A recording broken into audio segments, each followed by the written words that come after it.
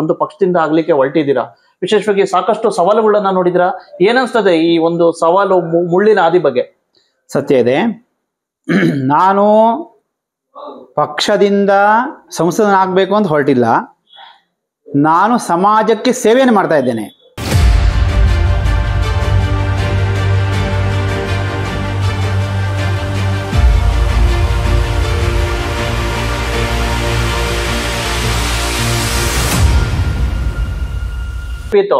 ಆ ಟೈಮಲ್ಲಿ ಯಾಕೆ ಸರ್ ಸಿಕ್ಕಾಪಟ್ಟೆ ಇದಾದ್ರೂ ಸಹ ಇಲ್ಲಿ ಬಹುತೇಕ ಜನ ಶಾಸಕರಿದ್ರು, ನಿಮ್ಮವರೇ ಇಲ್ಲಿರ್ತಕ್ಕಂಥವ್ರೆ ಸಭಾಪತಿಗಳಿದ್ರು, ಇಂಥ ಪ್ರಭಾವಗಳಿದ್ರು ಸಹ ಯಾಕೆ ಆಗ್ಲಿಲ್ಲ ಮಲ್ಟಿ ಸ್ಪೆಷಾಲಿಟಿ? ಯಾಕೆ ಅವತ್ತು ಅವಾಗ ಪ್ರಬಲವಾಗಿ ಧ್ವನಿ ಎತ್ತಲಿಲ್ವೋ?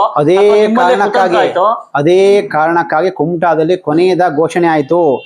ಈ ಸರ್ಕಾರದ ಏನಾಗಿದೆ ಅಂದ್ರೆ ಕೆಲವಷ್ಟು ಕನ್ಫ್ಯೂಷನ್ಸ್ ಇದೆ.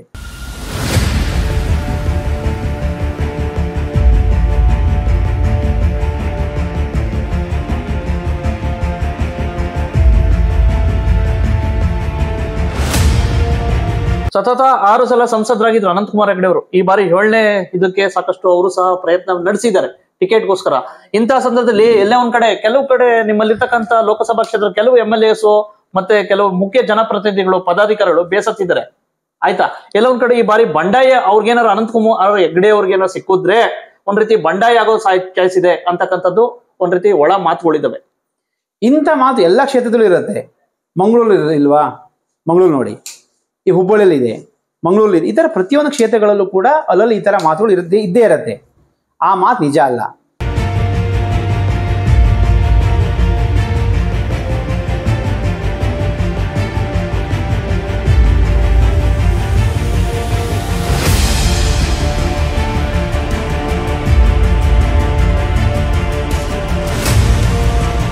ಸರ್ ವಿಶೇಷವಾಗಿ ನಿಮ್ ಜೊತೆ ನಿಮ್ ತರನೇ ಕೆಲವು ಟಿಕೆಟ್ ಆಕಾಂಕ್ಷಿಗಳು ಈ ಬಾರಿ ಲೋಕಸಭಾ ಚುನಾವಣೆ ಶ್ರೀರಾಮನ ಅಭಿಮಾನಿಗಳು ವರ್ಸಸ್ ಟಿಪ್ಪು ಅಭಿಮಾನಿಗಳು ಅಂತಕ್ಕಂಥದ್ದು ಒಂದು ಮಾತಿದೆ. ಅದಕ್ಕೆ ನಿಮ್ಗೇನು ಪೂರಕ ಅಂತಿರೋ ಅಥವಾ ಅದು ಇಲ್ಲ ಅಂತಿರೋ?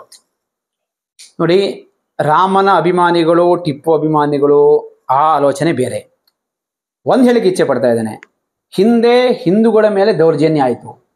ಹಿಂದೆ ಸಾವಿರಾರು ದೇವಸ್ಥಾನವನ್ನ ಒಡೆದು ಮಸೀದಿ ಕಟ್ಟುವಂಥ ಕೆಲಸ ಆಗಿದೆ. ನಿಮಗೂ ಕೂಡ ಗೊತ್ತಿದೆ. ಸಾವಿರಾರು ದೇವಸ್ಥಾನ ಒಡೆದಾಕಿದ್ದಾರೆ. ಹಾಗಂತ ನಾವು ಇವತ್ತಿನ ದಿವಸ ಪ್ರತಿ ಮಸೀದಿಯಲ್ಲೂ ಕೂಡ ದೇವರು ಹುಡುಕ್ಲಿಕ್ಕೆ ಹೋದ್ರೆ ಸಮಾಜದ ಶಾಂತಿ ಸಂಪೂರ್ಣವಾಗಿ ಭಂಗ ಆಗುತ್ತೆ.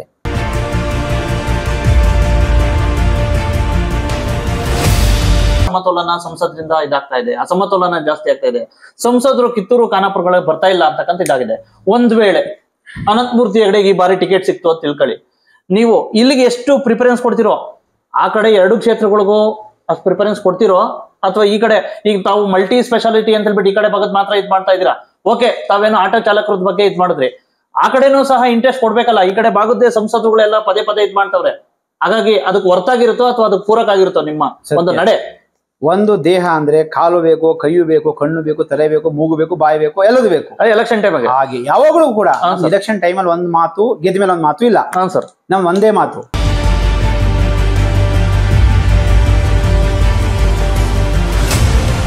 ಏನ್ ಸರ್, ಅದು ಇಂಟರ್ನಲ್ಲಿ ನಡೀತೆ ಅಡ್ಜಸ್ಟ್ಮೆಂಟ್ ಪಾಲಿಟಿಕ್ಸ್ ಅಂತ.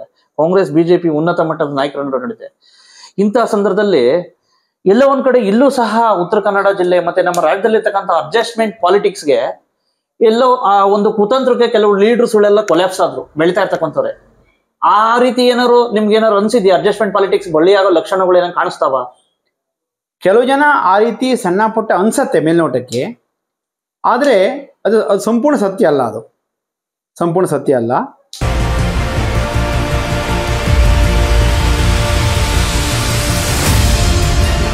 ಶಿರ್ಸಿ ಪ್ರತ್ಯೇಕ ಜಿಲ್ಲೆ ಆಗ್ಬೇಕು ಅಂತ ಹೇಳಿ ನಾನು ಅದನ್ನೇ ಹೇಳ್ತಾ ಇದ್ದೇನೆ. ಅದು ಲೋಕಸಭಾ ಕ್ಷೇತ್ರ ಸರ್. ನಿಮಿಷ, ನಾವು ಕೇಳ್ತಾ ಇರೋದು ಲೋಕಸಭಾ ಕ್ಷೇತ್ರನೇ. ಲೋಕಸಭಾ ಕ್ಷೇತ್ರ ಅಲ್ಲ ಸರ್, ಜಿಲ್ಲೆ. ಅದನ್ನೇ ಹೇಳ್ತಾ ಇದ್ದೀನಿ. ಇದು ಲೋಕಸಭಾ ಕ್ಷೇತ್ರ ಜಿಲ್ಲೆನೂ ಆಗಿ ಆಗತ್ತೆ ಅಂತ ಹೇಳಿ ಎಲ್ಲವೂ ಕೂಡ ರಾಜ್ಯದಲ್ಲಿ ಜಿಲ್ಲೆ ಅದರ ಬಗ್ಗೆ ಸಮಗ್ರ ಒಂದ್ ನಿಮಿಷ ಯಾವುದನ್ನು ಕೂಡ ಆತರ ಪಟ್ಟು ಹೇಳಿ ಸಾಧ್ಯ ಇಲ್ಲ. ಪ್ರತಿಯೊಂದು ವಿಚಾರದ ಬಗ್ಗೆ ಕೂಡ ಸರಿಯಾಗಿ ಪರಿಶೀಲನೆ ಆಗ್ಬೇಕು.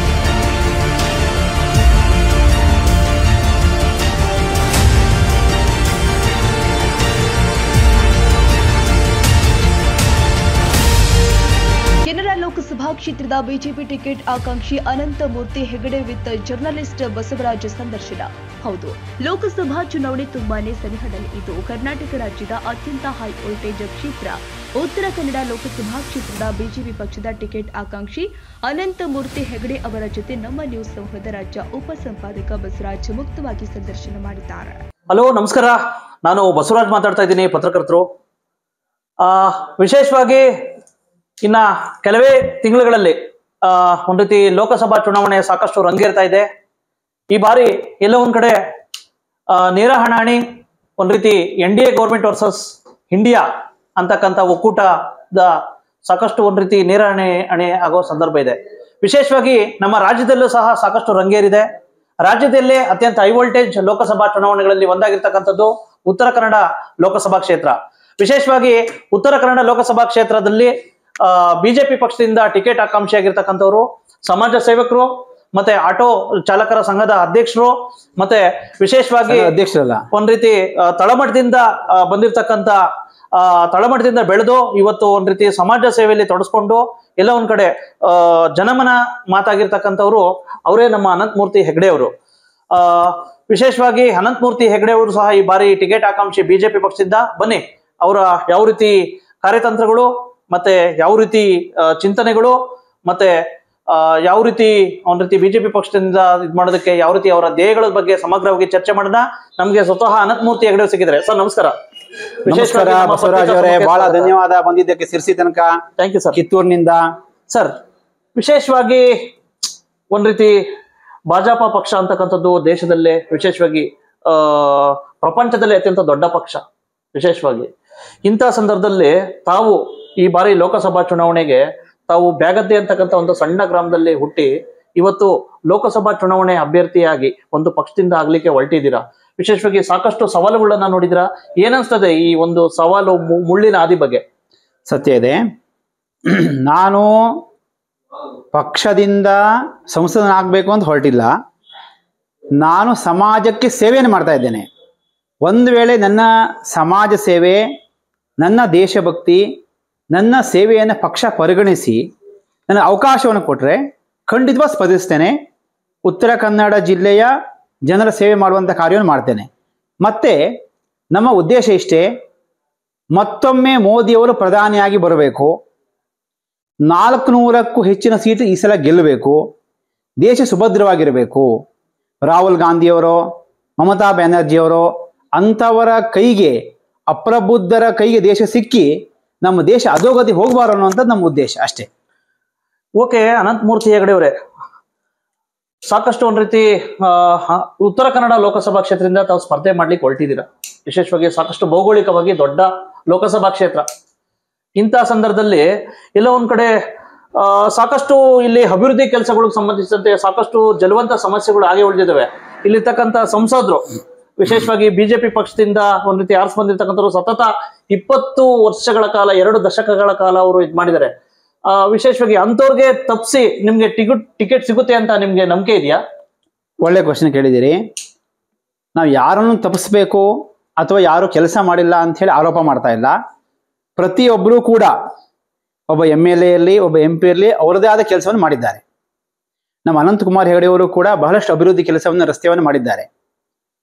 ನೀವು ಉತ್ತರ ಕರ್ನಾಟಕದ ಎಷ್ಟೋ ಜಿಲ್ಲೆಗಳಿಗೆ ಹೋದ್ರೆ ಇವತ್ತಿಗೂ ಕೂಡ ಶೌಚಾಲಯಗಳಿಲ್ಲ, ಸರಿಯಾದ ರಸ್ತೆಗಳಿಲ್ಲ, ಹಲವಾರು ಕುಂದು ಕೊರತೆಯನ್ನು ಕಾಣ್ತೇವೆ. ಅದಕ್ಕಿಂತ ನಮ್ಮ ಉತ್ತರ ಕನ್ನಡ ಜಿಲ್ಲೆ ಬೇಕಾದಷ್ಟು ಮುಂದಿದೆ. ಒಂದು ವಿಚಾರ, ಇದೇ ಸಮಸ್ಯೆ ಎಲ್ಲ ಕಡೆಗೂ ಇದೆ. ಸ್ವಾತಂತ್ರ್ಯ ಬಂದು 76 ವರ್ಷ ಕಳೆದ್ರೂ ಕೂಡ ಇಂಥ ಸಮಸ್ಯೆಗಳು ಹಲವಾರು ಜಿಲ್ಲೆಯಲ್ಲಿದೆ. ನಮ್ಮ ಜಿಲ್ಲೆ ದೊಡ್ಡದಾದ ಸಮಸ್ಯೆ ಜಾಸ್ತಿ ಇದೆ. ನಾನು ಯುವಕನಾಗಿದ್ದೇನೆ, ನನಗೊಂದು ಅವಕಾಶ ಕೊಡಿ ಅಂತ ಕೇಳ್ತಾ ಇದ್ದೇನೆ ವಿನಃ ನಾನು ಯಾರ ಬಗ್ಗೆ ಕೂಡ ನಾನು ಆರೋಪ ಮಾಡ್ತಾ ಇಲ್ಲ. ಒಂದು ವೇಳೆ ನನ್ನ ಅವಕಾಶವನ್ನು ಕೊಟ್ಟರೆ ನಾನು ಏನು ಮಾಡಬೇಕು ಅನ್ನುವಂಥ ಒಂದು ಸ್ಪಷ್ಟ ಕಲ್ಪನೆ ನನಗಿದೆ. ಅದು ನನಗೆ ಅವಕಾಶ ಕೊಡಿ ಅಂತ ಕೇಳ್ತಾ ಇದ್ದೇನೆ ಅಷ್ಟೇ. ಈಗ ಸಂಘಟನೆಗೆ ಸಂಬಂಧಿಸಿದಂತೆ ವಿಶೇಷವಾಗಿ ಶಿರ್ಸಿ, ಸಿದ್ದಾಪುರ ಅಂತಕ್ಕಂಥದ್ದು ಮೊದಲು ರಾಜಕೀಯ ಶಕ್ತಿ ಕೇಂದ್ರ ಆಗಿತ್ತು. ವಿಶೇಷವಾಗಿ ಒಂದ್ ರೀತಿ ಸ್ವತಃ ಅನಂತಕುಮಾರ್ ಹೆಗಡೆ ಅವರ ಒಂದ್ ರೀತಿ ತವರೂರು, ಮತ್ತೆ ಸಭಾಪತಿಗಳಾಗಿರ್ತಕ್ಕಂಥ ಕಾಗೇರಿ ಅವರ ತವರೂರು.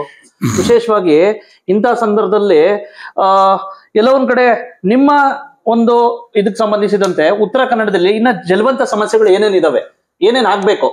ಜ್ವಲಂತ ಸಮಸ್ಯೆನ ಪರಿಹಾರ ಮಾಡಲಿಕ್ಕೆ ಹಲವಾರು ರಾಜಕೀಯ ಮುಖಂಡರು ಪ್ರಯತ್ನ ಪಟ್ಟಿದ್ದಾರೆ. ಇನ್ನೂ ಜ್ವಲಂತ ಸಮಸ್ಯೆ ಏನಿದೆ ಅಂತಂದರೆ ರಾಜ್ಯ ಸರ್ಕಾರದಿಂದ ಆಗಬೇಕಾಗಿರುವಂಥದ್ದು ಮಲ್ಟಿ ಸ್ಪೆಷಾಲಿಟಿ ಆಸ್ಪತ್ರೆ. ನಮಗೆ ಯಾರಿಗೆ ಏನೇ ತೊಂದರೆ ಬಂದರೂ ಕೂಡ, ಈಗ ವಾಹನ ಅಪಘಾತ ಆಗಲಿ, ಯಾರೋ ಒಬ್ಬರು ತಲೆಗೆ ಪೆಟ್ಟು ಬೀಳಲಿ, ರಸ್ತೆಯಲ್ಲಿ ಬೀಳಲಿ, ಏನಾದರೂ ಕೂಡ ನಾವು ಹುಬ್ಬಳ್ಳಿ ಹೋಗುವಂಥದ್ದು ಅಥವಾ ಮಂಗಳೂರಿಗೆ ಹೋಗುವಂಥದ್ದು ಕಾಣ್ತೇವೆ. ಪ್ರತಿನಿತ್ಯ ದಿನಕ್ಕೆ 300 ರಿಂದ 500 ಜನ ಮಂಗಳೂರು ಆಸ್ಪತ್ರೆಗೆ ಹೋಗ್ತಾ ಇದ್ದಾರೆ. ಕುಮಟಾ ಇರಲಿ, ನಮ್ಮ ಸಿರ್ಸಿ ಇರಲಿ, ಈ ಭಾಗದ ಸರಿಯಾದ ಆಸ್ಪತ್ರೆನೇ ಇಲ್ಲ. ಇಡೀ ಜಿಲ್ಲೆಯಲ್ಲಿ ಒಂದೇ ಒಂದು ಸೂಪರ್ ಸ್ಪೆಷಾಲಿಟಿ ಆಸ್ಪತ್ರೆ ಇಲ್ಲ.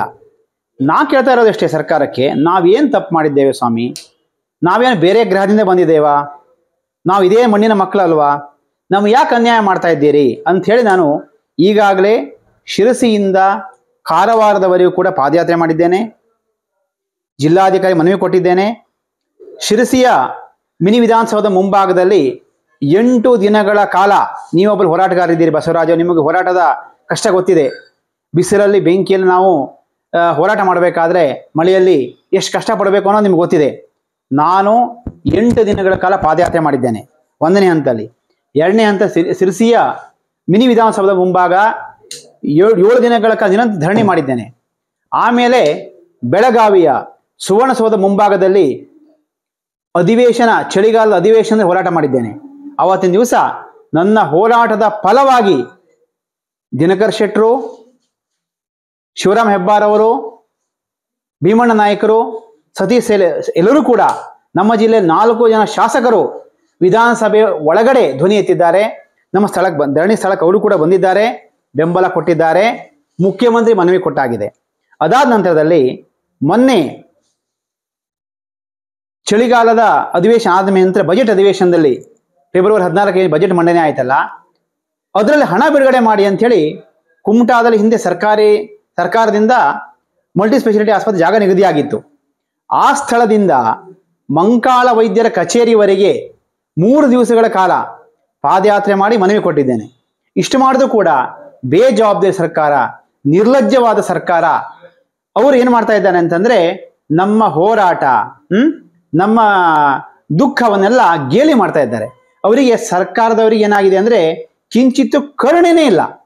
ಜನ ರಸ್ತೆಯಲ್ಲಿ ಸಾಯ್ತಾ ಇದ್ದಾರೆ ಅಂತ ಹೇಳಿ ಏನು ಹೇಳ್ತಾರೆ ಹೇಳಿ, ರಸ್ತೆಯಲ್ಲಿ ಜನ ಸಾಯ್ತಾ ಇದ್ರೆ ಅದ್ ನೋಡಿ ಮಜಾ ತಗೊಳ್ಳೋ ಕೆಲಸ ಮಾಡ್ತಾ ಇದ್ದಾರೆ. ಏನ್ ಹೇಳಿ, ರಸ್ತೆಯಲ್ಲಿ ಜನ ಸಾಯ್ತಾ ಇದ್ರೆ ಇವ್ರು ನೋಡಿ ಈ ಸರ್ಕಾರದವರು, ಕಾಂಗ್ರೆಸ್ ಸರ್ಕಾರದವರು ಮಜಾ ತೆಗೆದುಕೊಳ್ಳುವ ಕೆಲಸ ಮಾಡ್ತಾ ಇದ್ದಾರೆ ವಿನಃ ರಸ್ತೆಯಲ್ಲಿ ಜನ ಸಾಯ್ತಾ ಇದ್ದಾರಲ್ಲ, ಒಂದು ಆಸ್ಪತ್ರೆ ಕಟ್ಟೋಣ, ಆಸ್ಪತ್ರೆ ಹೋಗ್ಲಿ ಬಿಡಿ, ಇವ್ರ ಯೋಗ್ಯತೆ ಇಲ್ಲ, ಒಂದು ಟ್ರಾಮಾ ಸೆಂಟರ್ ಕೂಡ ಮಾಡಿಲ್ಲ ರೀ, ಒಂದು ಟ್ರಾಮಾ ಸೆಂಟರ್ ಕೂಡ ಮಾಡಿಲ್ಲ. ತುರ್ತು ಚಿಕಿತ್ಸೆ ಎಲ್ಲಿ ಹೋಗ್ಬೇಕು ಕೇಳಿದ್ರೆ ಹಿಂದಿನ ಸರ್ಕಾರ ಮಾಡಿಲ್ಲ ಅಂತ ಹೇಳ್ತಾರೆ. ಸ್ವಾಮಿ, ನಾ ಹೇಳೋದಷ್ಟೇ, ಹಿಂದಿನ ಸರ್ಕಾರ ಮಾಡಿಲ್ಲ ಅಂತಾನೆ ಅವ್ರನ್ನ ಮನೆಗೆ ಕಳಿಸಿ ನಿಮಗೂ ಅಧಿಕಾರ ಕೊಟ್ಟಿದ್ದಾರಲ್ವಾ, ನೀವು ಮಾಡಿ. ಈಗ ಏನೋ ಹೆಚ್ಚು ಕಮ್ಮಿ ಆಗಿರ್ಬೋದು, ಅದೇ ಕಾರಣಕ್ಕಾಗಿಯೇ ಹಿಂದೆ ಮಾಡಿಲ್ಲ ಅನ್ನೋ ಕಾರಣಕ್ಕಾಗಿ ನಮ್ಮ ಜಿಲ್ಲೆಯಲ್ಲಿ 4 ಜನ ಕಾಂಗ್ರೆಸ್ ಶಾಸಕರು ಬಂದಿದ್ದಾರೆ. ಸರ್ ಆಯ್ತು, ನಾ ಹೇಳ್ತಾ ಇರೋದಷ್ಟೇ, ಮಾಡಿ ಅಂತ ಕೇಳ್ತಾ ಇದ್ದೇನೆ, ಮಾಡಲೇಬೇಕು. ಒಂದ್ ನಿಮಿಷ. ಈಗ ಕಳೆದ ಬಾರಿ ಒಂದ್ ರೀತಿ ಇದ್ರಲ್ಲಿ ಸೆಂಟ್ರಲ್ ಗೌರ್ಮೆಂಟ್ ಅಲ್ಲೂ ನಿಮ್ದೇ ಬಿಜೆಪಿ ಇತ್ತು, ಮತ್ತೆ ರಾಜ್ಯ ಗೌರ್ಮೆಂಟ್ ಅಲ್ಲೂ ಬಿಜೆಪಿ ಇತ್ತು.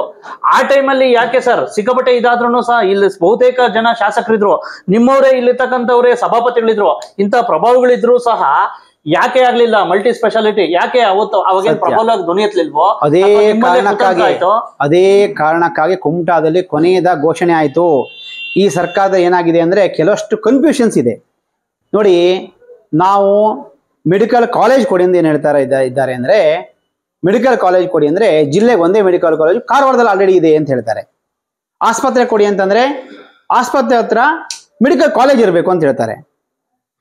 ಈ ಕೋಳಿ ಮೊದಲು ಮೊಟ್ಟೆ ಮೊದಲು ಅನ್ನೋದಾಗಿದೆ. ಸಿರಿಸಿರಿ ಆಸ್ಪತ್ರೆ ಮಾಡಿ ಅಂದ್ರೆ ಮೆಡಿಕಲ್ ಕಾಲೇಜ್ ಇಲ್ಲ ಅಂತಾರೆ, ಮೆಡಿಕಲ್ ಕಾಲೇಜ್ ಇಲ್ಲ ಅಂದ್ರೆ ಆಸ್ಪತ್ರೆ ಇಲ್ಲ ಅಂತ ಹೇಳ್ತಾರೆ. ಯಾವುದು ಮೊದಲು?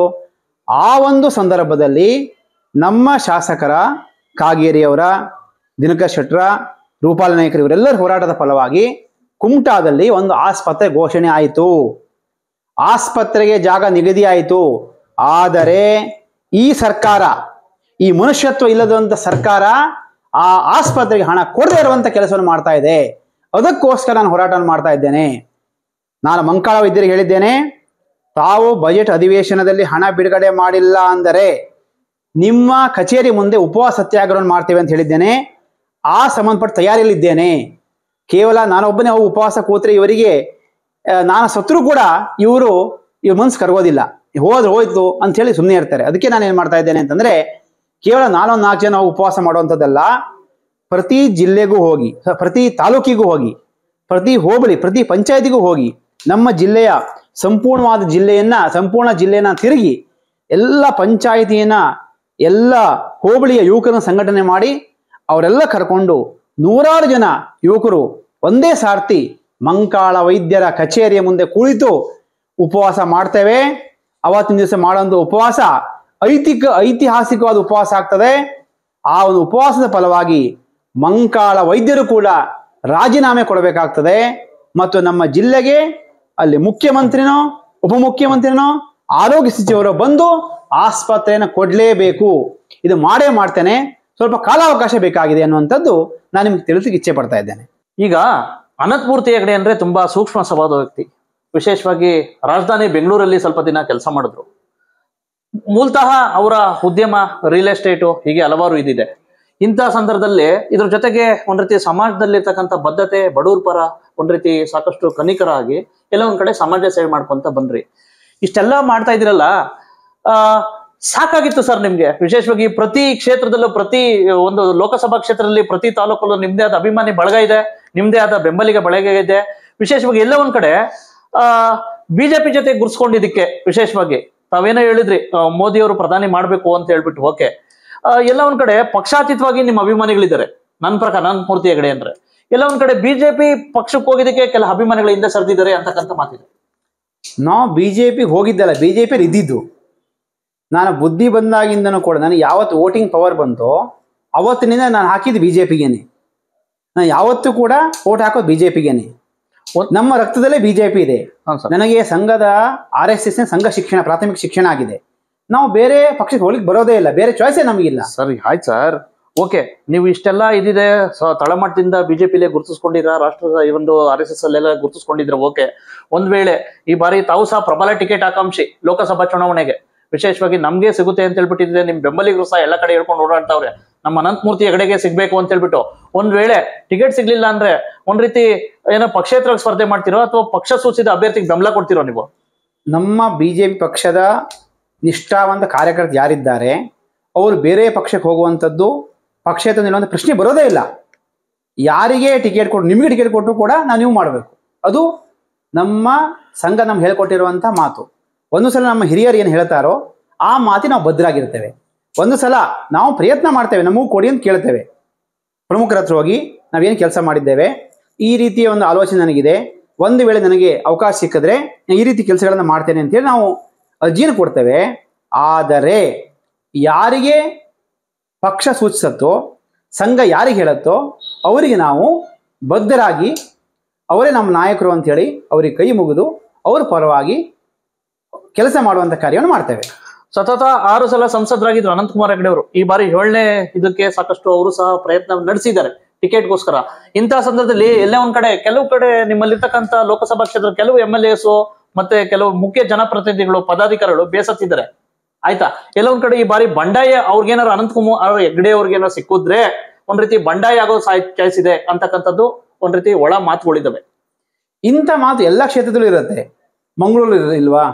ಮಂಗಳೂರು ನೋಡಿ, ಈ ಹುಬ್ಬಳ್ಳಿಯಲ್ಲಿ ಇದೆ, ಮಂಗಳೂರಲ್ಲಿ ಇದೆ. ಈ ಥರ ಪ್ರತಿಯೊಂದು ಕ್ಷೇತ್ರಗಳಲ್ಲೂ ಕೂಡ ಅಲ್ಲಲ್ಲಿ ಈ ಥರ ಮಾತುಗಳು ಇದ್ದೇ ಇರುತ್ತೆ. ಆ ಮಾತು ನಿಜ ಅಲ್ಲ. ಯಾರು ಪಕ್ಷ ಸಿದ್ಧಾಂತಕ್ಕೆ ಬದ್ಧರಾಗಿರ್ತಾರೆ ಅವ್ರು BJP ಓಟನ್ನು ಹಾಕ್ತಾರೆ. ಅದು ಪ್ರತಿ ಕ್ಷೇತ್ರದಲ್ಲೂ ಕೂಡ 6 ಸಲ ಗೆದ್ದಾಗ, 7 ಸಲ ಗೆದ್ದಾಗ ಒಂದು ಸಲ ವಿರೋಧಿ ಅಲೆ ಅಂತ ಇದ್ದೇ ಇರುತ್ತೆ. ಆದರೆ ಅನಂತಕುಮಾರ್ ಹೆಗಡೆಯವರ ಹೋರಾಟ ಪ್ರತಿಯೊಬ್ಬರು ಕೂಡ ಗೊತ್ತಿದೆ. ಹಿಂದೆ ಹುಬ್ಬಳ್ಳಿಯ ಈದ್ಗಾ ಮೈದಾನದಲ್ಲಿ ಗುಂಡನ್ನು ಹೊಡಿತಾ ಇದ್ರು ಕೂಡ ದೇಶಕ್ಕೋಸ್ಕರವಾಗಿ ಧ್ವಜ ಹಾರಿಸಬೇಕು ಅಂತ ಹೇಳಿ ಎದೆ ಕೊಟ್ಟು ಹೋರಾಟ ಮಾಡಿ ಧ್ವಜ ಹಾರಿಸಿದಂತಹ ಮಹಾನ್ ವ್ಯಕ್ತಿಯವರು. ಎಲ್ಲರ ಪಾಲಿಗೆ ಅವರು ಹೀರೋ. ಯಾವತ್ತೂ ಕೂಡ ಅನಂತಕುಮಾರ್ ಹೆಗಡೆ ನಮ್ಮ ಪಾಲಿನ ಹೀರೋ. ಯಾವತ್ತೂ ಕೂಡ ತಾವು ಹೇಳಿದ ಹಾಗೆ 6 ಸಲ ಗೆದ್ದ, 7 ಸಲ ಗೆದ್ದ, ಎಲ್ಲೋ ಒಂದು ಸ್ವಲ್ಪ ಹೆಚ್ಚು ಕಮ್ಮಿ ಆಗತ್ತೆ. ಅದನ್ನು ನಮ್ಮ ಹಿರಿಯ ನಾಯಕರು ಬಂದು ಅದನ್ನು ಬಗೆಹರಿಸ್ತಾರೆ. ಅವರಿಗೆ ಟಿಕೆಟ್ ಕೊಟ್ಟರು ಕೂಡ ನಾವು ಅವ್ರ ಪರವಾಗಿರ್ತೇವೆ. ಯಾರಿಗೆ ಕೊಟ್ಟರು ಕೂಡ, ಒಬ್ಬ ಸಾಮಾನ್ಯ ಕಾರ್ಯಕರ್ತನಿಗೆ ಕೊಟ್ಟರು ಕೂಡ ನಾವು BJP ಪರವಾಗಿ ಕೆಲಸ ಮಾಡ್ತೇವೆ. ಕಮಲದವೇ ನಮ್ಮ ಅಭ್ಯರ್ಥಿ ಅಂತ ಹೇಳಿ ಬಯಸ್ತೇನೆ. ಒಂದ್ ವೇಳೆ ನಿಮ್ಗೆ ಅನಂತಮೂರ್ತಿ ಹೆಗಡೆಗೆ ಹೈಕಮಾಂಡ್ ಆಚಾರ್ಯ ಅಭ್ಯರ್ಥಿ ಅಂತ ಘೋಷಣೆ ಮಾಡ್ತು, ಇಂಥ ಸಂದರ್ಭದಲ್ಲಿ ಅನಂತ್ ಕುಮಾರ್ ಹೆಗಡೆ ಅವ್ರು ನಿಮ್ಗೆ ಸಪೋರ್ಟ್ ಮಾಡೋ ಚಾಯ್ಸ್ ಇದೆಯಾ? ನಿಮ್ಮ ಪರಿಪೂರ್ಣವಾಗಿ ನಿಮ್ ಪರ ಬೆಂಬಲ ದಿನನಿತ್ಯ ಕೆಲಸ ಮಾಡ್ತಕ್ಕಂಥ ಕೆಲಸ ನಿಮ್ಗೆ ನಂಬಿಕೆ ಇದೆಯಾ? ನಮಗೆ ಇದನ್ನ ಹೇಳ್ಕೊಟ್ಟಿದೆ ಅನಂತ್ ಕುಮಾರ್ ಹೆಗಡೆ ಅವರು. ಪಕ್ಷ ಸಿದ್ಧಾಂತವನ್ನ ಪಕ್ಷದ ಹೇಗೆ ಕೆಲಸ ಮಾಡಬೇಕು ಅಂತ ಹೇಳಿ ಹೇಳ್ಕೊಟ್ಟವರೇ ಅವರೇ ನಮ್ಮ ಗುರುಗಳು. ಅನಂತ್ ಕುಮಾರ್ ಹೆಗಡೆ ಅವರೇ ಕೂಡ ಮೊನ್ನೆ ಕೂಡ ಒಂದು ಭಾಷಣ ಹೇಳಿದ್ದಾರೆ, ಪಕ್ಷ ಟಿಕೆಟ್ ಯಾರಿಗೆ ಕೊಡಲಿ, ನಾವು ವ್ಯಕ್ತಿ ಓಟ್ ಕೊಡಲ್ಲ, ನಾವು ಕೊಡುವಂಥದ್ದು ಪಕ್ಷಕ್ಕೆ. ನರೇಂದ್ರ ಮೋದಿ ಅವರು ಮತ್ತೊಮ್ಮೆ ಪ್ರಧಾನಿ ಆಗಬೇಕು, ಬಿಜೆಪಿ ಮತ್ತೊಮ್ಮೆ ಗೆಲ್ಲಬೇಕು. ಅನಂತ್ ಕುಮಾರ್ ಹೆಗಡೆ ನಮ್ಗೆ ಇದನ್ನ ಹೇಳ್ಕೊಟ್ಟಿದ್ದಾರೆ. ನಾವು ಅವ್ರು ಹಾಕದಂಥ ಹೆಜ್ಜೆಯಲ್ಲೇ, ಅವ್ರು ಹಾಕದಂಥ ಮಾರ್ಗದಲ್ಲೇ ನಾವು ನಡೀತೇವೆ. ಅನಂತಮೂರ್ತಿ ಹೆಗಡೆ ತುಂಬಾ ತಳಮಟ್ಟದಿಂದ, ಬಡ ಕುಟುಂಬದಿಂದ, ರೈತಾಪಿ ವರ್ಗದಿಂದ ಬೆಳೆದು ಬಂದಿರ್ತಕ್ಕಂಥ ವ್ಯಕ್ತಿ, ತುಂಬಾ ನೇರ ವ್ಯಕ್ತಿ. ವಿಶೇಷವಾಗಿ ಯಾವುದೇ ಒಬ್ಬ ವ್ಯಕ್ತಿ ರಾಜಕೀಯದಲ್ಲಿ ಒಂದ್ ರೀತಿ ಉನ್ನತ ಮಟ್ಟಕ್ಕೆ ಹೋಗ್ಬೇಕಾದ್ರೆ ಒಬ್ರು ಗಾಡ್ ಫಾದರ್ ಇರ್ತಾರೆ ಸರ್, ಒಬ್ಬ ಗಾಡ್ ಫಾದರ್. ವಿಶೇಷವಾಗಿ ಇಂತಹ ಅನಂತಮೂರ್ತಿ ಹೆಗಡೆಗೆ ಯಾರು ಸರ್ ನಿಮ್ ಗಾಡ್ ಫಾದರ್? ನಮ್ಮ ಕಮಲ್ ದುವೆ ಗಾಡ್ ಫಾದರ್, ಬಿಜೆಪಿ ಸಿದ್ಧಾಂತನೇ ಗಾಡ್ ಫಾದರ್. ನಮಗೆ ಗಾಡ್ ಫಾದರು, ನಮ್ಮ ಪಕ್ಷದಲ್ಲಿ ಗಾಡ್ ಫಾದರು, ಬಣ ಈ ರೀತಿಗೆ ಅವಕಾಶ ಇಲ್ಲ. ಕಾಂಗ್ರೆಸ್ ಇರ್ಬೋದು, JDS ಇರ್ಬೋದು, ನಮ್ಮ ಪಕ್ಷದಲ್ಲಿ ತತ್ವ ಸಿದ್ಧಾಂತ, ರಾಷ್ಟ್ರೀಯತೆ, ಸಂಘ ಏನು ಹೇಳಿದೆ, ಸಂಘ ಶಿಕ್ಷಣ ಯಾವ ರೀತಿಯಲ್ಲಿ ಆಗಿದೆ, ಆ ಪ್ರಕಾರ ನಾವು ದೇಶ ಸೇವೆಗಾಗಿ ನಾವು ಕೆಲಸ ಮಾಡ್ತಾ ಇರ್ತೇವೆ. ಅಧಿಕಾರ ನಮಗೆ ಶಾಶ್ವತ ಅಲ್ಲ, ಅಧಿಕಾರದ ಲಾಲಸೆ ಕೂಡ ನಮಗಿಲ್ಲ. ನಮ್ಮ ಅನಂತ್ ಕುಮಾರ್ ಹೆಗಡೆ ಹೇಳ್ತಾರೆ, ಹುಟ್ಟಿದಾಗ ನಾನು ರಾಜಕಾರಣಿ ಆಗಿಲ್ಲ, ಸಾಯ್ಬೇಕಾದ್ರೂ ಕೂಡ ರಾಜಕಾರಣಿಯಾಗಿ ಸಾಯೋದಿಲ್ಲ, ದೇಶ ಸೇವೆ ಮಾಡ್ಲಿಕ್ಕೆ ನಾನು ಬಂದಿದ್ದೇನೆ, ಆ ಪ್ರಕಾರ ಕೆಲಸವನ್ನು ಮಾಡ್ತೇನೆ ಅಂತ ಹೇಳ್ತಾರೆ. ಅದೇ ಮಾರ್ಗದಲ್ಲಿ ನಾವು ಕೂಡ ಹೆಜ್ಜೆ ಆಗ್ತೇವೆ. ಈ ಬಾರಿ ಲೋಕಸಭಾ ಚುನಾವಣೆ ಬಂದಿದೆ. ಈಗ ಕಳೆದ ಒಂದು 3 ತಿಂಗಳ ಹಿಂದೆ ಅಷ್ಟೇ ಒಂದ್ ರೀತಿ ಅಲಯನ್ಸ್ ಆಯ್ತು ಬಿಜೆಪಿ ಮತ್ತೆ JDS. ಈ ಬಾರಿ ಲೋಕಸಭಾ ಚುನಾವಣೆ ಕ್ಷೇತ್ರ ಈ ಕಡೆ ಭಾಗದಲ್ಲೂ ಸಹ JDS ಒಂದ್ ರೀತಿ ವಿಧಾನಸಭಾ ಚುನಾವಣೆಯಲ್ಲಿ ಗೆಲ್ದಿದ್ರು ಪರವಾಗಿಲ್ಲ, ನಿರ್ಣಾಯಕವಾಗಿ ಸ್ವಲ್ಪ ನಿರೀಕ್ಷೆಗೆ ತಕ್ಕಂತೆ ವೋಟ್ಗಳು ತಗೋತು. ಇದೇನಾದ್ರು ಈ ಬಾರಿ ಪ್ಲಸ್ ಪಾಯಿಂಟ್ ಆಗಲಿದೆಯಾ ನಿಮ್ಗೆ? ಖಂಡಿತ, ಪ್ರತಿಯೊಂದು ಪಕ್ಷಕ್ಕೂ ಕೂಡ ಅವರದ್ದೇ ಅಭಿಮಾನಿಗಳು ಇದ್ದೇ ಇರ್ತಾರೆ. ಸ್ವಲ್ಪ ಮಟ್ಟಿಗೆ ಅದು ಬೂಸ್ಟ್ ಆಗತ್ತೆ. ಆದರೆ ನಮ್ಮ ಉತ್ತರ ಕನ್ನಡ ಜಿಲ್ಲೆ ಅನ್ನುವಂಥದ್ದು ಯಾವತ್ತೂ ಕೂಡ ಹಿಂದುತ್ವ ಪರವಾಗಿರುವಂತಹ ಜಿಲ್ಲೆ. ಇಲ್ಲಿ ಯಾರೇ ಒಬ್ಬ ಸಾಮಾನ್ಯ ಕಾರ್ಯಕರ್ತನಿಗೆ ಕೊಟ್ಟರು ಕೂಡ ಅವ್ರು ಗೆದ್ದೇ ಗೆಲ್ತಾರೆ. ಅಷ್ಟೇ ಬಿಟ್ಟರೆ ಇಲ್ಲಿ ಬೇರೆ ನರೇಂದ್ರ ಮೋದಿ ಪಕ್ಷದ ಕಮಲದ ಹೂವು ಇದೇ ಪ್ರಮುಖವಾಗ್ತದೆ ಅಂತ ನಾನು ಹೇಳಲಿಕ್ಕೆ ಇಚ್ಛೆ ಪಡ್ತೇನೆ. ಈಗ ಮೈತ್ರಿ ಆಗಿದೆ. ವಿಶೇಷವಾಗಿ ಇನ್ನು ನೆನ್ನೆ ತಾನೇ 3 ಇದು ಲೋಕಸಭಾ ಕ್ಷೇತ್ರ ಘೋಷಣೆ ಮಾಡಿದೆ. ವಿಶೇಷವಾಗಿ ಒಂದು ಮಂಡ್ಯ, ಒಂದು ಹಾಸನ, ಕೋಲಾರ, ಇನ್ನು 2 ಕ್ಷೇತ್ರ ಪೆಂಡಿಂಗ್ ಇಟ್ಟಿದೆ. ಕಳೆದ ಬಾರಿ ಮೈತ್ರಿಲಿ ಎಲ್ಲೋ ಒಂದ್ ಕಡೆ ಆಶ್ಚರ್ಯ, ಅವ್ರದ್ದು ಪಕ್ಷದ್ದು ಕಾಂಗ್ರೆಸ್ JDS ಮೈತ್ರಿ ಇದ್ದಾಗ JDSಗೆ ಟಿಕೆಟ್ ಕೊಟ್ಟಿತ್ತಿಲ್ಲ, JDS ಅಭ್ಯರ್ಥಿ. ಇಂತಹ ಸಂದರ್ಭದಲ್ಲಿ ಈ ಬಾರಿ ಏನಾದ್ರು JDS ಅಭ್ಯರ್ಥಿ ಘೋಷಣೆ ಮಾಡಿದ್ರೆ ನೀವು ಸಪೋರ್ಟ್ ಮಾಡ್ತೀರಾ ಅವ್ರಿಗೆ? ಸೂರಜ್ ಸೋನಿ ಅಂತ ಹೇಳ್ಬಿಟ್ಟು ಅಭ್ಯರ್ಥಿ ಆಗಿರ್ತಾರೆ. ಸೂರಜ್ ಸೋನಿ ಆಗ್ತಾರೋ, ಅಥವಾ ಅಸ್ನೋಟಿಕರ್ ಆಗ್ತಾರೋ, ಅಥವಾ ಮತ್ತಿನ್ಯಾರೋ ನಮ್ಮ ಉಪೇಂದ್ರ ಪೈ ಆಗ್ತಾರೋ, ಅಥವಾ ಯಾರೇ ಆಗ್ತಾರೋ, ಹೇಳ್ತಾ ಇದ್ದೇನಲ್ಲ, ಪಕ್ಷ ಏನು ಹೇಳುತ್ತೆ, ಪಕ್ಷ ಸಾಮಾನ್ಯ ಕಾರ್ಯಕರ್ತನಿಗೆ ಕೊಟ್ಟರು ಕೂಡ, ನಿಮಗೆ ಟಿಕೆಟ್ ಕೊಟ್ಟರು ಕೂಡ ನಾವು ನಿಮ್ಮ ಪರ ಕೆಲಸ ಮಾಡ್ತೇವೆ. ನಮಗೆ ಮೇಲೆ BJPಯ ಮೈತ್ರಿಕೂಟ ಗೆಲ್ಲಬೇಕು, ನರೇಂದ್ರ ಮೋದಿ ಪ್ರಧಾನಿ ಆಗಬೇಕು. ಆಮೇಲೆ ಇನ್ನೊಂದು ವಿಚಾರ, ಆ ಪ್ರಶ್ನೆ ತಾವು ಕೇಳಿದ್ರಿ, ಒಂದು ವೇಳೆ ನಿಮಗೆ ಟಿಕೆಟ್ ಸಿಕ್ಕದು ಏನು ಅಂತ ಹೇಳಿ ಕೇಳಿದ್ರಿ ಅಲ್ವಾ? ನಮಗೆ ಟಿಕೆಟ್ ಸಿಕ್ಕಿದ್ರೆ ನನ್ನದೇ ಆದಂಥ ಕೆಲವಷ್ಟು ಸ್ಪಷ್ಟ ಕಲ್ಪನೆ ನನಗಿದೆ, ನಾನು ಏನು ಮಾಡ್ತೇನೆ ಅಂಥೇಳಿ. ನಾನು ಯಾಕೆ ಟಿಕೆಟ್ ಕೊಡಬೇಕು, ಟಿಕೆಟ್ ಕೊಟ್ಟು ಏನು ಮಾಡ್ತೇನೆ ನಾನು ಅಂಥೇಳಿ ಕೆಲವಷ್ಟು ಆಲೋಚನೆ ನನ್ನಲ್ಲಿದೆ. ಏನಪ್ಪ ಅಂದರೆ, ಮೊದಲನೇದಾಗಿ ಜನರಿಗೆ ಸಿಗುವಂಥ ಕೆಲಸ ಆಗಬೇಕು. ರಾತ್ರಿ 12 ಗಂಟೆಗೆ ಕೂಡ ಒಬ್ಬ ವ್ಯಕ್ತಿಗೆ ಭಯ ಆದರೆ, ಸಮಸ್ಯೆ ಆದರೆ ಅವನೊಟ್ಟಿಗೆ MP ಇರಬೇಕು. 24 ಗಂಟೆ ಕೂಡ MP ನಿಮ್ಮ ಒಟ್ಟಿಗೆ ಇರ್ತಾನೆ. ಹೇಗಿರ್ತಾನೆ ಅಂತ ಕೇಳಿ ಹೇಳ್ತೇನೆ. ನಾನು ಒಂದು ಕಸ್ಟಮರ್ ಕೇರ್ ಮಾಡ್ತೇನೆ. ಒಂದು ವೇಳೆ ನರೇಂದ್ರ ಮೋದಿ ಅವರು, ಅಮಿತ್ ಶಾ ಅವರು, JP ನಡ್ಡಾ ಅವರು, ಯಡಿಯೂರಪ್ಪ ಅವರು ನಮ್ಮನ್ನು ಅವಕಾಶ ಮಾಡಿಕೊಟ್ರೆ MP ಸಹಾಯವಾಣಿ ಅಂತ ಮಾಡ್ತೇನೆ. ಆ ಸಹಾಯವಾಣಿ ಎಂಥ ಮಜಾ ಇರ್ತದೆ ಅಂತಂದರೆ, ಎಂಥ ಅದ್ಭುತ ಇರ್ತದೆ ಅಂತಂದರೆ, ಇಡೀ ನಮ್ಮ ದೇಶದಲ್ಲಿ ಯಾರು ಕೂಡ ಮಾಡಿರಲ್ಲ ಅಂತ ವಿಶೇಷವಾದಂತಹ ಒಂದು ಸಿಸ್ಟಮ್ ಅದು. ಬೆಳಗ್ಗೆ ಮತ್ತು ಸಂಜೆ 2 ಅಥವಾ 3 ಶಿಫ್ಟ್ನಲ್ಲಿ ಜನ ಕೆಲಸ ಮಾಡ್ತಾ ಇರ್ತಾರೆ. ರಾತ್ರಿ 12 ಗಂಟೆಗೆ ಒಂದು ಗರ್ಭಿಣಿ ಹೆಂಗಸಿಗೆ ಆಂಬ್ಯುಲೆನ್ಸ್ ಬರ್ತಾ ಇಲ್ಲ ಅಂದರೂ ಕೂಡ ಅವರು MP ಸಹಾಯವಾಣಿಗೆ ಕಾಲ್ ಮಾಡ್ಬೋದು. ನಾವೇನು ಮಾಡ್ತೀವಿ, ಸಂಬಂಧಪಟ್ಟಂಥ ಇಲಾಖೆಗೆ ಅದನ್ನು ಫಾರ್ವರ್ಡ್ ಮಾಡ್ತೇವೆ. ಅವರು ಈಗ 108 ಕಾಲ್ ಮಾಡಬೇಕಾ, 101 ಕಾಲ್ ಮಾಡಬೇಕಾ, ಅದಕ್ಕೆ ಮಾಡಲಿ. ಅವರಿಗೆ ಆ ಸಂಬಂಧಪಟ್ಟಂಥ ಇಲಾಖೆಯಲ್ಲಿ ನ್ಯಾಯ ಸಿಕ್ಕಿಲ್ಲ ಅಂದರೆ, ಸ್ಪಂದನೆ ಆಗಿಲ್ಲ ಅಂದರೆ ಅವರು ನಮ್ಗೆ ಕಾಂಟ್ಯಾಕ್ಟ್ ಮಾಡ್ಬೋದು. ಇದು MP ಸಹಾಯವಾಣಿ ವಿಶೇಷತೆ. ಒಂದು, ಯಾವುದೋ ಪಂಚಾಯತಿಗೆ ಹೋಗ್ತೀರಿ, ಆ ಪಂಚಾಯತಿ ನಿಮ್ಗೆ ಖಾತಾನೇ ಕೊಡಲ್ಲ, ಹಣ ಕೇಳ್ತಾ ಇದ್ದಾರೆ, ಅದಕ್ಕೂ ಕೂಡ MP ಸಹಾಯವಾಣಿ ಕಾಲ್ ಮಾಡ್ಬೋದು. ನಾವು ಅವಾಗ ಇಮಿಡಿಯೇಟ್ ಆಗಿ ಆ ಸಂಬಂಧಪಟ್ಟಂಥ ಇಲಾಖೆ ಮಾತಾಡ್ತೇವೆ. ಫಾರಂ ನಂಬರ್ 3 ಏನೊಂದು ಸಮಸ್ಯೆ ಆಗಿದೆ, ಅದಕ್ಕೂ ನಗರ ಪಾಲಿಕೆಯಲ್ಲಿ ಅದು ಕೂಡ MP ಸಹಾಯವಾಣಿ ಮಾಡ್ಬೋದು. ನಿಮ್ಮ ಮನೆ ಮುಂದೆ ಚರಂಡಿ ಕಟ್ಕೊಂಡಿದೆ ಅಂದರೆ ನೀವೇನು ಬಂದು ಅರ್ಜಿ ಕೊಡಬೇಕಾಗಿಲ್ಲ MP ಆಫೀಸಿಗೆ. ಮೊಬೈಲ್ ಆ್ಯಪ್ ಅಭಿವೃದ್ಧಿ ಮಾಡ್ತೇನೆ, ಆ ಆ್ಯಪಲ್ಲೇ ನೀವು ಫೋಟೋ ಹೊಡೆದು ಇಲ್ಲಿ ಬ್ಲಾಕ್ ಆಗಿದೆ ಅಂತ ಹೇಳಿ ಹಾಕೋದೇ ಆಯಿತು. ಮತ್ತೊಂದು ಹೇಳ್ತೇನೆ, ಸುಮ್ಮನೆ ಅರ್ಜಿ ಕೊಡೋದು, ಆಯಿತು ತಗೊಳ್ಳೋದು, ಇದು ನಮ್ಮ ಸಿಸ್ಟಮಲ್ಲಿ ಇಲ್ಲ. ನಮ್ಮ ಸಿಸ್ಟಮ್ ಏನು ಗೊತ್ತಾ, ನೀವು ಕಂಪ್ಲೇಂಟ್ ಕೊಟ್ಟ ತಕ್ಷಣ, ಕಂಪ್ಲೇಂಟ್ ರಿಜಿಸ್ಟರ್ ಮಾಡಿದ ತಕ್ಷಣ ನಿಮಗೆ ಕಂಪ್ಲೇಂಟ್ ನಂಬರ್ ಅಂತ ಬರುತ್ತೆ. ಕಂಪ್ಲೇಂಟ್ ನಂಬರ್ ಬರುತ್ತೆ. ಆ ಕಂಪ್ಲೇಂಟ್ ನಂಬರು 1 ವಾರದಲ್ಲಿ ಅದನ್ನು ನಿಮಗೆ ಇತ್ಯರ್ಥ ಮಾಡ್ತೇವೆ. ಒಂದು ವೇಳೆ ನಿಮ್ಮ ಕೆಲಸ ಆಗೋದಿಲ್ಲ ಅಂದರೆ ನಾವು ನಿಮಗೆ ಬರೆದು ಕಳಿಸ್ತೇವೆ, ಎಂಡಾಸ್ಮೆಂಟ್ ಕೊಡ್ತೇವೆ. ನಿಮ್ಮ ಕೆಲಸ ಈ ರೀತಿ ಸಮಸ್ಯೆ ಇರೋದ್ರಿಂದ ಇದು ಸದ್ಯಕ್ಕೆ ಆಗೋದಿಲ್ಲ, ಮುಂದೆ ಪರಿಶೀಲನೆ ಮಾಡೋಣ ಅಂತ ಕೊಡ್ತೇವೆ.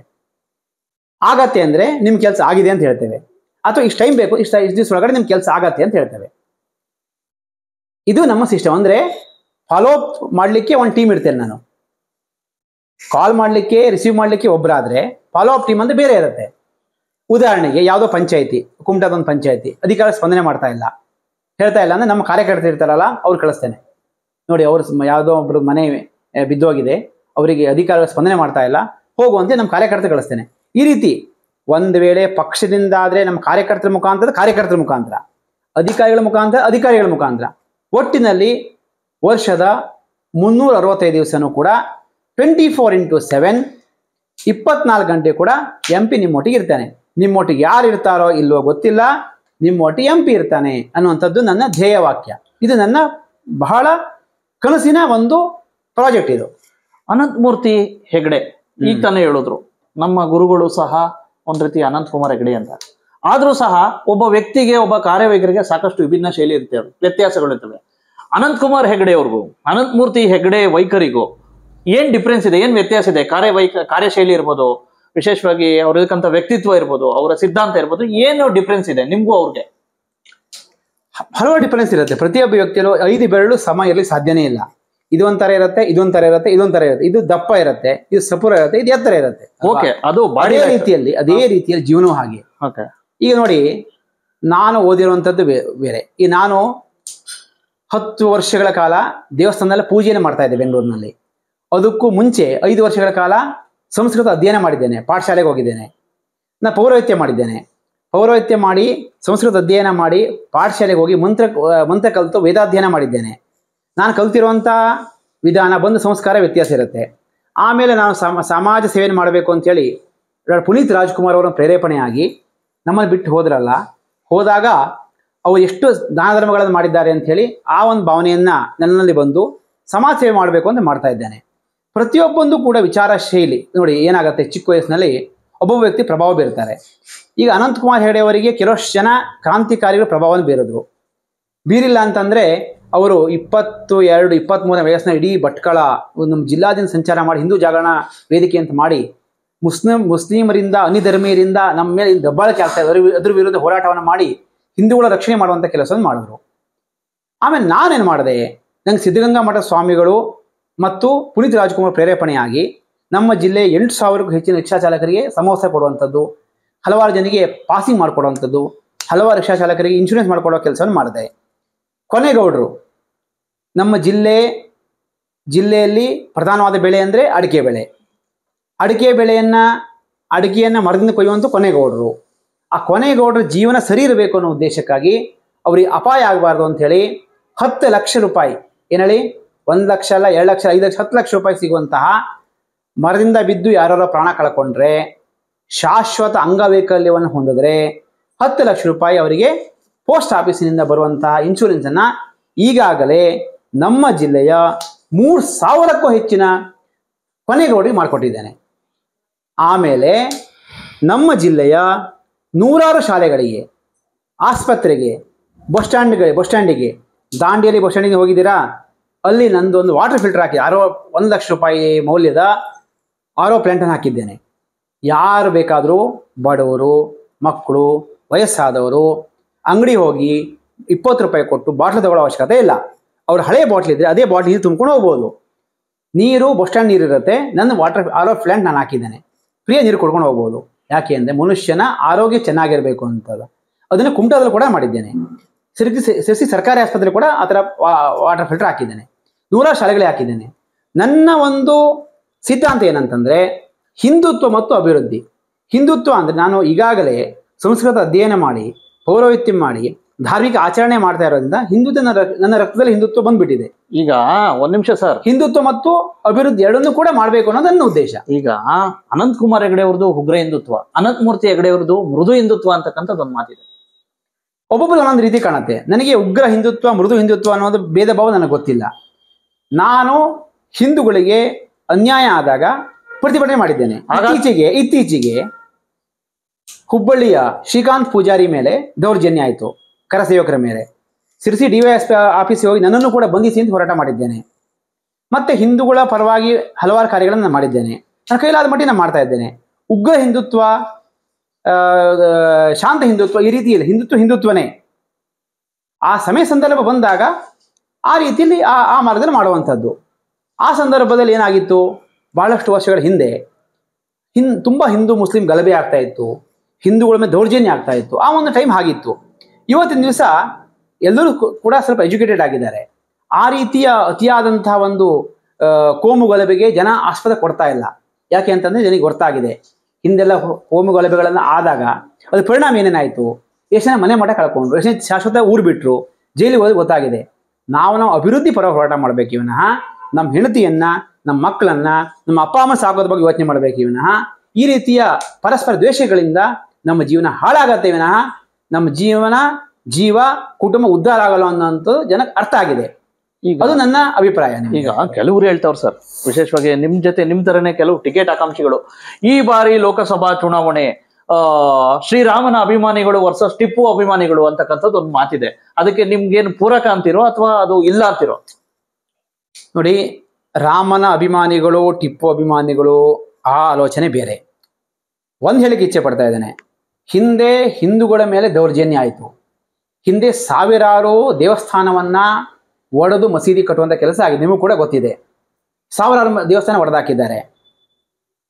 ಹಾಗಂತ ನಾವು ಇವತ್ತಿನ ದಿವಸ ಪ್ರತಿ ಮಸೀದಿಯಲ್ಲೂ ಕೂಡ ದೇವರು ಹುಡುಕ್ಲಿಕ್ಕೆ ಹೋದ್ರೆ ಸಮಾಜದ ಶಾಂತಿ ಸಂಪೂರ್ಣವಾಗಿ ಭಂಗ ಆಗತ್ತೆ ಅನ್ಸತ್ತೆ. ಹೌದು, ನೋಡಿದಾಗ ನಮ್ಗೆ ಒಂಥರ ನೋವಾಗತ್ತೆ, ನಮ್ಗೆ ರಕ್ತ ಕುದಿಯತ್ತೆ. ಹೌದಪ್ಪ, ನಮ್ಮ ದೇವಸ್ಥಾನ ಒಡೆದು ಕಟ್ಟಿದಾರಲ್ಲ ಅಂತ ಹೇಳಿ. ಇತ್ತೀಚಿನ ಹಂಪಿಗೆ ಹೋಗಿದ್ದೆ. ಹಂಪಿಗೆ ಹೋದಾಗ ಅನ್ಸತ್ತೆ ನಿಮಗೆ, ಆ ಮೊಘಲರು ಆ ಅಫ್ಘಾನ್ನಿಂದ ಬಂದು ದೇವರ ಕತ್ತನ್ನ, ಕೈಯನ್ನ, ಕಾಲನ್ನ ಕಡಿದು ಹಾಕಿದ್ದಾರೆ. ನಿಮ್ಮ ನೋಡಿದ್ರೆ ಇಂತಿಂಥ ದೊಡ್ಡ ಸುಂದರವಾದ ವಿಗ್ರಹ ಕಡ್ದಾಕಿದಾರಲ್ಲ ಅಂತೇಳಿ ನಿಮಗೆ ರಕ್ತ ಬರ್ತದೆ ಕಣ್ಣಲ್ಲಿ, ಅಂತ ದುಃಖ ಆಗ್ತದೆ ನಿಮಗೆ. ಆದರೂ ಕೂಡ ನಾವು ಸಹಿಸ್ಕೊಳ್ಬೇಕು.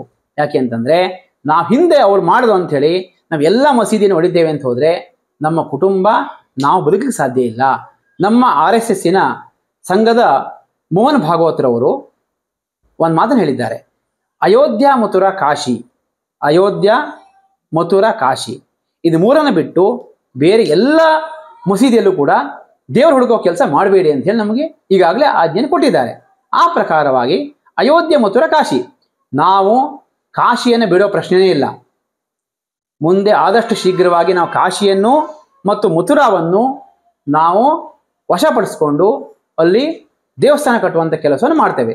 ಹೀಗೆ ಅಯೋಧ್ಯೆಯಲ್ಲಿ ದೇವಸ್ಥಾನವನ್ನು ಕಟ್ಟಿದ್ದೇವೋ ಅದೇ ಸ್ಥಳದಲ್ಲಿ ಮಂದಿರ ವಹಿ ಬನಾಯಿಂಗೆ ಅಂತ ಹೇಳಿ ನಮ್ಮ ಅಡ್ವಾಣಿಯವರು ಹೇಳಿದ್ರು. ಅದೇ ಪ್ರಕಾರ ನಾವು ದೇವಸ್ಥಾನ ಕಟ್ಟಿ ನಿಲ್ಲಿಸಿದ್ದೇವೆ. ನಾನು ಕೂಡ ಮನೆ ದರ್ಶನ ಮಾಡ್ಕೊಂಡು ಬಂದಿದ್ದೇನೆ ಅಯೋಧ್ಯೆಗೆ ಹೋಗಿ. ಮಂದಿರ ವಹಿ ಬನಾಯಿಂಗೆ ಆ ಪ್ರಕಾರವಾಗಿ ಇವತ್ತು ನಾನು ಹೇಳ್ತಾ ಇದ್ದೇನೆ, ಕಾಶಿ ಮತ್ತು ಮಥುರಾದಲ್ಲೂ ಕೂಡ ಮಂದಿರ ವಹಿ ಬನಾಯಿಂಗೆ, ಮಂದಿರ ವಹಿ ಬನಾಯಿಂಗೆ ಅಂತ ಹೇಳಿ ನಮ್ಮ ಹಿಂದೂ ಕಾರ್ಯಕರ್ತರು, ಹಿಂದೂ ಮಹಾಸಭಾದವರು, ಪ್ರತಿಯೊಬ್ಬ ದೇಶಭಕ್ತ ಹಿಂದೂ ಕೂಡ ಈಗಾಗಲೇ ಇದನ್ನ ಹೇಳಿ ಆಗಿದೆ. ನಾವು ಕೂಡ ಅದನ್ನ ಹೇಳ್ತಾ ಇದ್ದೇವೆ. ಈಗ ಕಿತ್ತೂರು ಖಾನಾಪುರ ಕ್ಷೇತ್ರ ವಿಶೇಷವಾಗಿ ನಿಮ್ಮ ಉತ್ತರ ಕನ್ನಡ ಲೋಕಸಭಾ ಕ್ಷೇತ್ರಕ್ಕೆ ಬರುತ್ತೆ.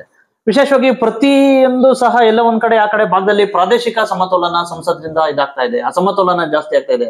ಸಂಸದರು ಕಿತ್ತೂರು ಖಾನಾಪುರಗಳಿಗೆ ಬರ್ತಾ ಇಲ್ಲ ಅಂತಕ್ಕಂಥ ಇದಾಗಿದೆ. ಒಂದ್ ವೇಳೆ ಅನಂತ್ ಮೂರ್ತಿ ಹೆಗಡೆಗೆ ಈ ಬಾರಿ ಟಿಕೆಟ್ ಸಿಕ್ತು ಅಂತ ತಿಳ್ಕೊಳ್ಳಿ, ನೀವು ಇಲ್ಲಿಗೆ ಎಷ್ಟು ಪ್ರಿಫರೆನ್ಸ್ ಕೊಡ್ತಿರೋ ಆ ಕಡೆ ಎರಡು ಕ್ಷೇತ್ರಗಳಿಗೂ ಅಷ್ಟು ಪ್ರಿಫರೆನ್ಸ್ ಕೊಡ್ತಿರೋ, ಅಥವಾ ಈ ಕಡೆ ಈಗ ತಾವು ಮಲ್ಟಿ ಸ್ಪೆಷಾಲಿಟಿ ಅಂತ ಹೇಳ್ಬಿಟ್ಟು ಈ ಕಡೆ ಭಾಗದ ಮಾತ್ರ ಇದ್ ಮಾಡ್ತಾ ಇದ್ದೀರಾ? ಓಕೆ, ತಾವೇನು ಆಟೋ ಚಾಲಕರದ ಬಗ್ಗೆ ಇದ್ ಮಾಡಿದ್ರಿ, ಆ ಕಡೆನೂ ಸಹ ಇಂಟ್ರೆಸ್ಟ್ ಕೊಡ್ಬೇಕಲ್ಲ. ಈ ಕಡೆ ಭಾಗದ್ದೇ ಸಂಸದರುಗಳೆಲ್ಲ ಪದೇ ಪದೇ ಇದ್ ಮಾಡ್ತವ್ರೆ. ಹಾಗಾಗಿ ಅದಕ್ಕೆ ಹೊರತಾಗಿರುತ್ತೋ ಅಥವಾ ಅದಕ್ಕೆ ಪೂರಕ ಆಗಿರುತ್ತೋ ನಿಮ್ಮ ಒಂದು ನಡೆ?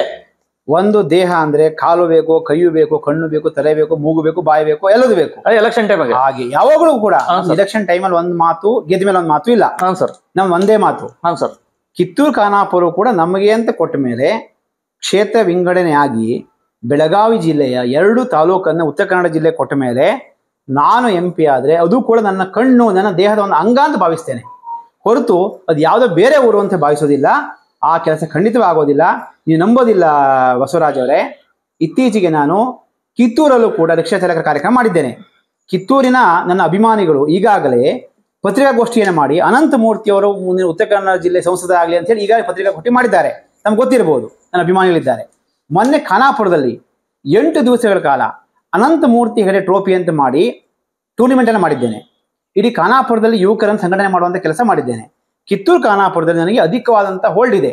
ನಮ್ಮ ಸಿರ್ಸಿ ಕುಮಟಾ ಭಟ್ಕಳದಲ್ಲಿ ಎಷ್ಟು ನನಗೆ ಪ್ರೀತಿಸ್ತಾರೋ ಜನ, ಅಷ್ಟೇ ಪ್ರೀತಿ ಕಿತ್ತೂರು ಖಾನಾಪುರದಲ್ಲೂ ಕೂಡ ಕೊಡ್ತಾ ಇದ್ದಾರೆ. ಸೊ ನಾನು ಕಿತ್ತೂರು ಖಾನಾಪುರವನ್ನು ಕೂಡ ನನ್ನ ಊರು, ನನ್ನ ದೇಹದ ಒಂದು ಭಾಗ ಅಂತ ಭಾವಿಸ್ತೇನೆ ವಿನಃ ಅದು ಬೇರೆ ಅಂತ ಭಾವಿಸೋದಿಲ್ಲ. ಸರ್, ಈಗ ಕೊರೋನಾ ಮತ್ತೆ ಪ್ರವಾಹ ಸಂದರ್ಭದಲ್ಲಿ ಈಗ ಹಾಲಿ ಸಂಸದರು ವಿಶೇಷವಾಗಿ ಈಗ ಇದರಲ್ಲಿ ಅನಂತಕುಮಾರ್ ಹೆಗಡೆ ಅವರು ಬರಲೇ ಇಲ್ಲ. ವಿಶೇಷವಾಗಿ ಸಾಕಷ್ಟು ಜನ ನೊಂದ್ರು ಬೆಂದ್ರು ಇದಾಯ್ತು ಸರ್. ವಿಶೇಷವಾಗಿ ತಾವು ಬಂದ್ರಿ, ಓಕೆ, ಇತ್ತೀಚೆಗೆ ಕಣ್ಣೊರೆಸ್ತಾ ಇದ್ದೀರಾ, ಓಕೆ. ಏನಾದ್ರೂ ಒಂದ್ ವೇಳೆ ಅನಂತಕುಮಾರ್ ಹೆಗಡೆ ಅವ್ರಿಗೆ ಟಿಕೆಟ್ ಸಿಕ್ಕಿದ್ರೆ ನಾನು ಅವ್ರ ಪರವಾಗಿ ದುಡಿತೀನಿ ಅಂತಕ್ಕಂಥ ಮಾತು ಹೇಳಿದ್ರಿ. ಅವ್ರೇನ್ ಕಿವಿ ಮಾತು ಹೇಳ್ತೀರಾ? ಆ ಕಡೆ ಸ್ವಲ್ಪ ಗಮನರಿಸಿ ಅಂತ ಹೇಳ್ಬಿಟ್ಟು ತಾವು ಒಬ್ಬ ಹಿಂಬಾಲಕರಾಗಿ ಖಂಡಿತ ಹೇಳ್ತಾನೆ. ಅವರು ಒಂದು ವೇಳೆ ಅವ್ರು ಗೆದ್ರೆ ನಾವು ರಿಕ್ವೆಸ್ಟ್ ಮಾಡ್ಕೋತೇವೆ, ನಿಮ್ಮ ಒಟ್ಟಿ ನಾವು ಬರ್ತೇವೆ, ಏನೋ ಕೆಲಸ ಮಾಡ್ಕೊಡಿ ನಾವು ಕೂಡ ಹೇಳ್ತೇವೆ, ಅದ್ರೇನಿದೆ. ಆಮೇಲೆ ಇನ್ನೊಂದು ಹೇಳಿದ್ರಿ, ಕೊರೋನಾ ಟೈಮ್ ಬರ್ಲಿಕ್ಕೆ ಆಗ್ಲಿಲ್ಲ ಅಂತೇಳಿ. ಎಲ್ಲ ಕೆಲಸವನ್ನು ಕೂಡ MP ಮಾಡ್ಲಿಕ್ಕೆ ಸಾಧ್ಯ ಇಲ್ಲ. ಏನಾಗತ್ತೆ, ಹಿಂದೆ ನೋಡಿ ಕೊರೋನಾ ಸಂದರ್ಭ ಅನ್ನೋದು ನಾವು ಬಯಸಿ ಬಂದಿದ್ದಲ್ಲ, ಹಠಾತ್ ಆಗಿರುವಂಥದ್ದು. ನೀವು ಅದೇ ಹೇಳ್ತೀರಿ. ಬೆಳಗಾವಿ ಸಂಸದರು ಸುರೇಶ್ ಅಂಗಡಿ ತೀರ್ಕೊಂಡ್ಬಿಟ್ರು. ಆ ಸಂದರ್ಭದಲ್ಲಿ ಏನು ಹೇಳ್ತೀರಿ? ನಮ್ಮ ಅನಂತಕುಮಾರ್ ಹೆಗಡೆ ಅವರಿಗೂ ಕೂಡ ಆರೋಗ್ಯ ಸಮಸ್ಯೆ ಆಗಿತ್ತು. ಆ ಸಂದರ್ಭದಲ್ಲಿ ಅವರು ಕೂಡ ಬಹಳಷ್ಟು ಆರೋಗ್ಯ ಸಮಸ್ಯೆಯಿಂದ 1 ವರ್ಷಗಳ ಕಾಲ ಬಹಳ ಕಷ್ಟಪಟ್ಟಿದ್ದಾರೆ. ಹಿಂದೆ ಏನು ಭಟ್ಕಳದಲ್ಲಿ ಆ ಗಲಭೆ ಆದಾಗ ಅವರಿಗೆ ತುಂಬ ತೊಂದರೆ ಕೊಟ್ಟಿದ್ದಾರೆ ಕಾಂಗ್ರೆಸ್ ಸರ್ಕಾರದವರು. ಅವರಿಗೆ ತುಂಬ ದೇಹದ ಮೇಲೆ ತೊಂದರೆ ಕೊಡುವಂಥ ಕೆಲಸವನ್ನು ಮಾಡಿ ಆ ಸಂದರ್ಭದಲ್ಲಿ ಪಾಪ ಅವ್ರಿಗೆ ತೊಂದರೆ ಆಗಿದೆ, ಅವರಿಗೆ ಬಹಳಷ್ಟು ಕಷ್ಟಪಟ್ಟಿದ್ದಾರೆ. ಆ ರೀತಿ ಅವರಿಗೆ ಸಣ್ಣ ಪುಟ್ಟ ಆರೋಗ್ಯ ಸಮಸ್ಯೆ ಬಂದಿರಬಹುದು, ಪ್ರತಿಯೊಬ್ಬ ವ್ಯಕ್ತಿಗೂ ಬರ್ತದೆ. ಅದೇ ರೀತಿಯಲ್ಲಿ ಕೂಡ ಎಲ್ಲರಿಗೂ ಕೂಡ ಹೇಳುವಂಥದ್ದು. ಅಷ್ಟೇ ಬಿಟ್ಟರೆ ಆ ಟೈಮಲ್ಲಿ ಬಂದಿಲ್ಲ ಅನ್ನುವಂಥದ್ದನ್ನು ಹೇಳುವಂಥದ್ದಲ್ಲ. ಪ್ರತಿಯೊಬ್ಬ ವ್ಯಕ್ತಿಯೂ ಕೂಡ ಎಲ್ಲ ಟೈಮಲ್ಲಿ ಸರಿಯಾಗಿರ್ಲಿಕ್ಕೆ ಆಗೋದಿಲ್ಲ. ಇವತ್ತಿಗೂ ಕೂಡ ಕಿತ್ತೂರು ಖಾನಾಪುರ ಹಲವಾರು ಅಭಿಮಾನಿಗಳಿದ್ದಾರೆ, ಹಿಂದೆ ಬೇಕಾದಷ್ಟು ಕೆಲಸ ಮಾಡಿದ್ದಾರೆ. ಏನೋ ಈ ಸಂದರ್ಭದಲ್ಲಿ ಮಾಡದೇ ಇರ್ಬೋದು. ಅನಂತಕುಮಾರ್ ಹೆಗಡೆ ಅವರು ವಿಶೇಷವಾಗಿ ಒಂದ್ ರೀತಿ ಪಕ್ಷ ಬಿಟ್ಟು ವಿಶೇಷವಾಗಿ ಸಾಕಷ್ಟು ಜನ ಅಭಿಮಾನಿಗಳು ಹೊಂದಿದ್ದಾರೆ. ಇಂತಹ ಸಂದರ್ಭದಲ್ಲಿ ಅನಂತಮೂರ್ತಿ ಹೆಗಡೆ ಅವ್ರಿಗೆ ಅವರ ಏಳಿಗೆ ದಿನೇ ಅವ್ರದ್ದು ಹೆಚ್ಚಾಗ್ತಾ ಇರ್ತಕ್ಕಂಥ ಒಂದು ಜನಪ್ರಿಯತೆ, ಪಾಪ್ಯುಲರಿಸಂ ನೋಡಿ ಅವ್ರ ಪಕ್ಷದಲ್ಲೇ ಕೆಲವರು ಹಿತಶತ್ರುಗಳು ಜಾಸ್ತಿ ಜನ ಆಗಿದ್ದಾರೆ. ಅವ್ರು ಕಾಲೆಳೆಯಕ್ಕೆ ಪ್ರಯತ್ನ ಪಡ್ತವ್ರೆ ಅಂತಕ್ಕಂಥದ್ದು ಒಂದು ಮಾತಿದೆ ಸರ್. ಅದಕ್ಕೆ ಪೂರಕ ಅಂತಿರೋ ಅಥವಾ ವಿರುದ್ಧ ಅಂತಿರೋ? ಅಲ್ಲ, ಆ ವಿಷಯ ನನಗೇನು ಗೊತ್ತಾಗಿಲ್ಲ.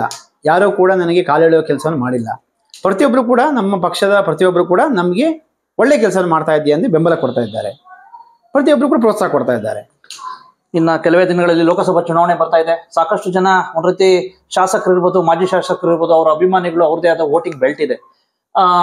ಸಾಕಷ್ಟು ಜನ ಒಂದ್ ರೀತಿ ಶಾಸಕರು ಇದಾರಲ್ಲ, ಅವ್ರನ್ನೆಲ್ಲ ನೀವು ವಿಶ್ವಾಸಕ್ಕೆ ತಗೊಂಡಿದ್ದೀರಾ ಅಂತಕ್ಕಂಥದ್ದು ಬಲ್ಲ ಮೂಲಗಳು.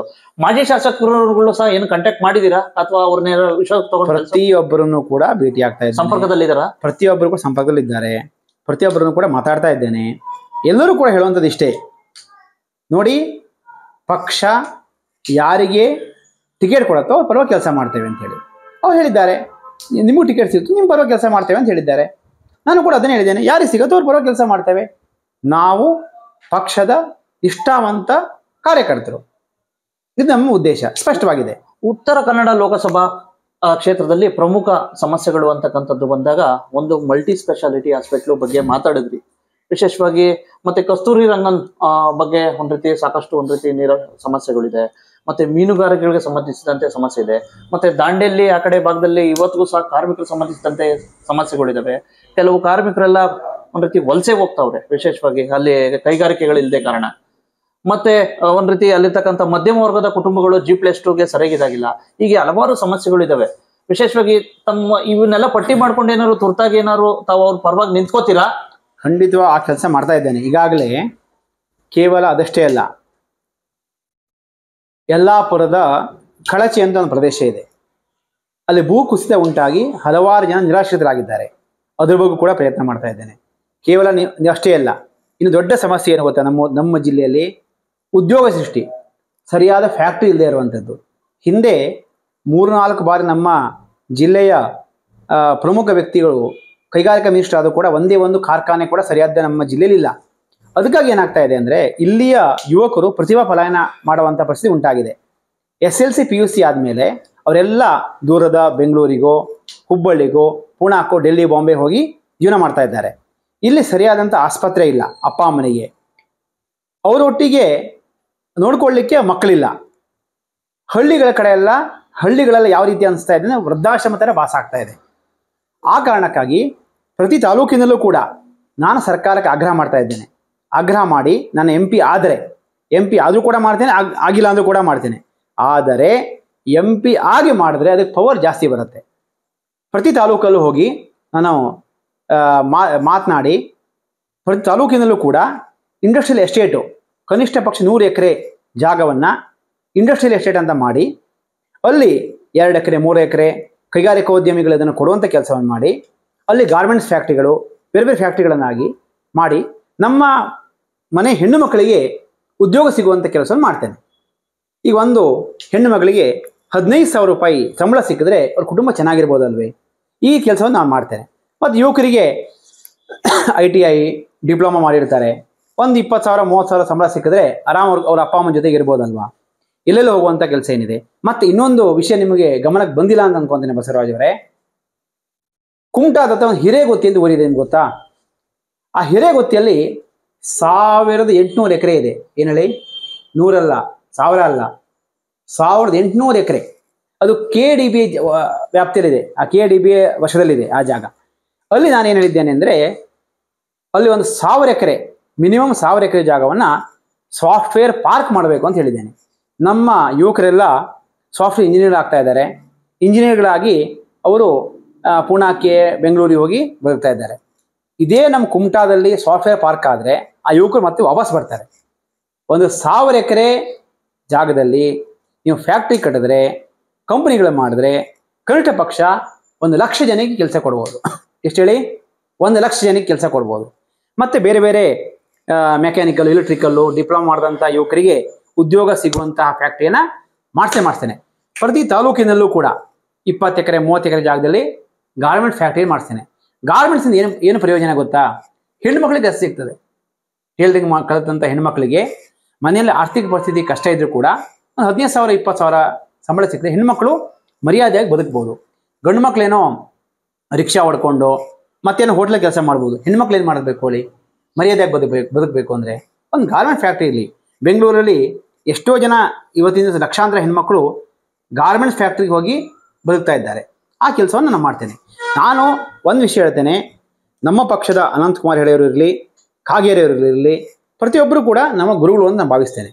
ಅವ್ರು ಹಾಕ್ಕೊಟ್ಟಂಥ ಮಾರ್ಗದ ನಾನು ನಡೆಯುವಂಥ ಕೆಲಸ ಮಾಡ್ತೇನೆ. ನಾನು ಯಾರ ಬಗ್ಗೂ ಕೂಡ ಆರೋಪ ಮಾಡ್ತಾ ಇಲ್ಲ, ಮಾಡೋದೂ ಇಲ್ಲ. ನನ್ನ ಉದ್ದೇಶ ಇಷ್ಟೇ, ನನಗೆ ಅವಕಾಶ ಸಿಕ್ಕಿದ್ರೆ ನಾನು ಏನು ಮಾಡಬೇಕು ಆ ಕೆಲಸ ಮಾಡ್ತೇನೆ. 1 ಉದ್ಯೋಗ ಸೃಷ್ಟಿ, 2 ಆಸ್ಪತ್ರೆ, ಮತ್ತು ಜ್ವಲಂತ ಸಮಸ್ಯೆಗಳು ಸಣ್ಣ ಪುಟ್ಟ ಇರ್ತದೆ ಅದೆಲ್ಲವನ್ನೂ ಕೂಡ, ಮತ್ತು ಕಸ್ತೂರಿ ರಂಗನ್ ವರದಿ ಅದನ್ನು ಕೂಡ ದೆಹಲಿ ಮಟ್ಟದ ತೆಗೆದುಕೊಂಡು ಹೋಗಿ ಅದನ್ನು ತಿರಸ್ಕಾರ ಮಾಡುವಂಥ ಕೆಲಸವನ್ನು ಮಾಡ್ತೇನೆ. ಅದು ಕೂಡ ನಾನು ಪ್ರಯತ್ನ ಮಾಡ್ತೇನೆ, ಕೈಲಾದ ಪ್ರಾಮಾಣಿಕ ಪ್ರಯತ್ನ ನಾನು ಮಾಡ್ತೇನೆ. ಉತ್ತರ ಕನ್ನಡ ಜಿಲ್ಲೆಯಲ್ಲಿ ಸಾಕಷ್ಟು ಜನ ಲೀಡರ್ಗಳು ಬೆಳೀತಾ ಇರ್ತಕ್ಕಂಥವ್ರಿಗೆ ಎಲ್ಲ ಒಂದ್ ಕಡೆ ರಾಜ್ಯದಲ್ಲೂ ದೇಶದಲ್ಲೂ ಎಲ್ಲ ಕಡೆ ಅಡ್ಜಸ್ಟ್ಮೆಂಟ್ ಪಾಲಿಟಿಕ್ಸ್ ಅಂತ ಗೊತ್ತಿರ್ಬೇಕು ನಿಮ್ಗೆ. ಏನ್ ಸರ್? ಅದು ಇಂಟರ್ನಲ್ಲಿ ನಡೀತೆ ಅಡ್ಜಸ್ಟ್ಮೆಂಟ್ ಪಾಲಿಟಿಕ್ಸ್ ಅಂತ. ಕಾಂಗ್ರೆಸ್ BJP ಉನ್ನತ ಮಟ್ಟದ ನಾಯಕರ ನಡುವೆ ನಡೀತೆ. ಇಂತಹ ಸಂದರ್ಭದಲ್ಲಿ ಎಲ್ಲ ಒಂದ್ ಕಡೆ ಇಲ್ಲೂ ಸಹ ಉತ್ತರ ಕನ್ನಡ ಜಿಲ್ಲೆ ಮತ್ತೆ ನಮ್ಮ ರಾಜ್ಯದಲ್ಲಿರ್ತಕ್ಕಂಥ ಅಡ್ಜಸ್ಟ್ಮೆಂಟ್ ಪಾಲಿಟಿಕ್ಸ್ಗೆ ಎಲ್ಲೋ ಆ ಒಂದು ಕುತಂತ್ರಕ್ಕೆ ಕೆಲವು ಲೀಡರ್ಸ್ಗಳೆಲ್ಲ ಕೊಲ್ಯಾಪ್ಸ್ ಆದ್ರು, ಬೆಳೀತಾ ಇರ್ತಕ್ಕಂಥವ್ರೆ. ಆ ರೀತಿ ಏನಾದ್ರು ನಿಮ್ಗೆ ಏನಾದ್ರು ಅನ್ಸಿದ್ಯಾ? ಅಡ್ಜಸ್ಟ್ಮೆಂಟ್ ಪಾಲಿಟಿಕ್ಸ್ ಬಳ್ಳಿಯಾಗೋ ಲಕ್ಷಣಗಳು ಏನಾದ್ರು ಕಾಣಿಸ್ತಾವ? ಕೆಲವು ಜನ ಆ ರೀತಿ ಸಣ್ಣ ಪುಟ್ಟ ಅನ್ಸತ್ತೆ ಮೇಲ್ನೋಟಕ್ಕೆ, ಆದರೆ ಅದು ಸಂಪೂರ್ಣ ಸತ್ಯ ಅಲ್ಲ. ಅದು ಸಂಪೂರ್ಣ ಸತ್ಯ ಅಲ್ಲ. ಆದರೆ ಒಂದು ಹೇಳಿಕ್ಕೆ ಇಷ್ಟಪಡ್ತೇನೆ, ಈಗ ಮೊನ್ನೆ ನಿಮ್ ಸಂಸದ್ರೆ ಹೋಗಿ ಸತೀಶ್ ಎಲ್ ಭೇಟಿ ಆಗಿರ್ತಕ್ಕಂಥದ್ದು ಎಲೆಕ್ಷನ್ ಚುನಾವಣೆ ಗೆದ್ದ ನಂತರ. ನೋಡಿ, ನಾವೊಂದು ಪಕ್ಷದಲ್ಲಿದ್ದಾಗ ಬೇರೆ ಪಕ್ಷ ದ್ವೇಷ ಮಾಡಬೇಕು ಅಂತಿಲ್ಲ. ಅವರು ಕೂಡ ಇದೇ ಊರವರೇ, ಇದೇ ಜಿಲ್ಲೆಯವರೇ. ಸತೀಶ್ ಎಲ್ ಅವರೇ ಬೇರೆ ದೇಶದಿಂದ ಬಂದವರಲ್ಲ, ಅವರು ಕೂಡ ಉತ್ತರ ಕನ್ನಡ ಜಿಲ್ಲೆಯವರೇನೆ. ಆತ್ಮೀಯತೆ ಇರ್ತದೆ ರೀ. ಈಗ ಒಬ್ಬ ಪಕ್ಷ, ಕಾಂಗ್ರೆಸ್ ಪಕ್ಷ ಅಂದ ತಕ್ಷಣ ಅವನು ದ್ವೇಷಿ ಅಲ್ಲ, ಅವನು ಮನುಷ್ಯನೇ. ಒಬ್ಬ ವ್ಯಕ್ತಿನ ಅಭಿನಂದನೆ ಮಾಡುವಂಥದ್ದು ಏನು ದೊಡ್ಡ ವಿಚಾರ ಇದೆ ಸರ್? ಅಭಿನಂದನೆ ಅಂದ್ರೆ ವಿಶೇಷವಾಗಿ ನಿಮ್ಮ ಪಕ್ಷದ ಒಬ್ಬ ಐರನ್ ಲೇಡಿ, ಉತ್ತರ ಕನ್ನಡ ಜಿಲ್ಲೆಯ ಐರನ್ ಲೇಡಿ ರೂಪಾಲಿ ನಾಯ್ಕ್ ವಿರುದ್ಧ ಇದು ಮಾಡಿರ್ತಕ್ಕಂಥದ್ದು. ರೂಪಾಲಿ ನಾಯ್ಕ್ಗೂ ಇವ್ರಿಗೆ ಒಂದ್ ರೀತಿ ಕೋಲ್ಡ್ ವಾರ್ ಇದೆ ಅಂತಕ್ಕಂಥದ್ದು ಕೇಳಿ ಬರ್ತಾ ಇದೆ. ನಮ್ಮ ಪಕ್ಷದಲ್ಲಿ ಯಾವುದೇ ಕೋಲ್ಡ್ ವಾರ್ ಇಲ್ಲ. ಉತ್ತರ ಕನ್ನಡ ಜಿಲ್ಲೆಯಲ್ಲೋ ಅಥವಾ ಉತ್ತರ ಕನ್ನಡ ಜಿಲ್ಲೆಯಲ್ಲಿ ಇರ್ಲಿ, ಎಲ್ಲ ಒಂದೇ ಬಣ. ರಾಜ್ಯದಲ್ಲಿನೂ ಕೋಲ್ಡ್ ವಾರ್ ಇಲ್ವಾ ಹಾಗಾದ್ರೆ? ರಾಜ್ಯದಲ್ಲೂ ಆ ರೀತಿ ಪಕ್ಷದಲ್ಲಿ, ನಮ್ಮ ಬಿಜೆಪಿ ಪಕ್ಷದಲ್ಲಿ ಯಾವುದೂ ಇಲ್ಲ. ಹಾಗಾದ್ರೆ ಸಂತೋಷ್ ಬಣ ಮತ್ತೆ ಯಡಿಯೂರಪ್ಪ ಬಣ ಇಲ್ಲ ಅಂತ? ಇಲ್ಲ. ಹಾಗಾದ್ರೆ ಮತ್ತೆ ಬಹುಮತ ಸಾಧಿಸಬಹುದಾಗಿತ್ತಲ್ಲ ಸರ್ ತಾವು? ಏನ್ ಬಹುಮತ? ಈ ಸಲ ಕೋಲ್ಡ್ ವಾರ್ ಇಂದಾನೆ ಅರ್ಧ ಇದಾಗಿತ್ತು ಅಂತ ಮಾಧ್ಯಮದಲ್ಲಿ ಬಂದ್ ಸುದ್ದಿ. ಮಾಧ್ಯಮದಲ್ಲಿ ಬಂದ್ ಸುದ್ದಿ ಸತ್ಯ ಅಲ್ಲ. ಓಕೆ, ಮಾಧ್ಯಮ ನಿಮ್ಗೆ ಅನ್ಸಿದ ಒಂದ್ ಬರೀತೀರಿ, ಅವ್ರಿಗೆ ಒಂದ್ ಬರೀತಾರೆ. ಸೋಲೋದಕ್ಕೆ ಏನ್ ಕಾರಣ ಸರ್? ಬಿಜೆಪಿ ಸೋಲೋದಕ್ಕೆ ಏನಾಗತ್ತೆ ಅಂತಂದ್ರೆ, ಎಲ್ಲೋ ಒಂದು ಆಡಳಿತ ವಿರೋಧಿ ಅಲೆ, ಸಣ್ಣ ಪುಟ್ಟ ವ್ಯತ್ಯಾಸಗಳಾಗಿದೆ. ಹಿಂದೆ ಏನಾಯ್ತು ಅಂದ್ರೆ, ಬೊಮ್ಮಾಯಿ ಸರ್ಕಾರದಲ್ಲಿ ಮೀಸಲಾತಿಯನ್ನು ಮಾಡಿದ್ರು, ಸ್ವಲ್ಪ ಗೊಂದಲ ಆಯ್ತು. ಆ ಗೊಂದಲದಲ್ಲಿ ಕೆಲವಷ್ಟು ಕಾಂಗ್ರೆಸ್ ಸರ್ಕಾರದ ಕಾಂಗ್ರೆಸ್ನ ಅಪಪ್ರಚಾರವನ್ನು ಮಾಡಿದ್ರು. ಸುಳ್ಳು ಗ್ಯಾರಂಟಿಗಳನ್ನ ಕೊಟ್ಟು ಮೋಸ ಮಾಡಿದ್ದಾರೆ. ಅದನ್ನು ಕೂಡ ಈಗಾಗಲೇ ನ್ಯಾಯಾಲಯದಲ್ಲಿ ಅದನ್ನ ಕೇಸ್ ಹಾಕಾಗಿದೆ. ಸದ್ಯದಲ್ಲೇ ಸರ್ಕಾರ ಬಿದ್ದೋಗೋ ಚಾನ್ಸಸ್ ಕೂಡ ಇದೆ. ಜನಕ್ಕೆ ಮೋಸ ಮಾಡಿ, ಯಾವುದು ಅಭಿವೃದ್ಧಿನ ಮಾಡಿದೆ, ಜನ ಮೋಸ ಮಾಡಿ ಬಂದಿರೋ ಸರ್ಕಾರ ವಿನಃ ಬಿಜೆಪಿ ಸರ್ಕಾರ ಸೋಲಿಗೆ ಸಾಧ್ಯನೇ ಇಲ್ಲ. ಇವು ಸಾಧ್ಯ. ಸಣ್ಣ ಪುಟ್ಟ ಗೊಂದಲಗಳಿರ್ಬೋದು, ಮೀಸಲಾತಿ ವಿಚಾರದ ಸಣ್ಣ ಪುಟ್ಟ ಗೊಂದಲ ಇರ್ಬೋದೇ ವಿನಃ ಇವೆಲ್ಲವನ್ನೂ ಕೂಡ ಸುಳ್ಳು ಆರೋಪಗಳನ್ನು ಮಾಡಿ ಜನಕ್ಕೆ ಮೋಸ ಮಾಡಿ 5 ಗ್ಯಾರಂಟಿ ಕೊಡ್ತೇವೆ. ಯಾವ ಗ್ಯಾರಂಟಿ ಸರಿಯಾಗಿ ಕೊಡ್ತಾ ಇದ್ದಾರೆ?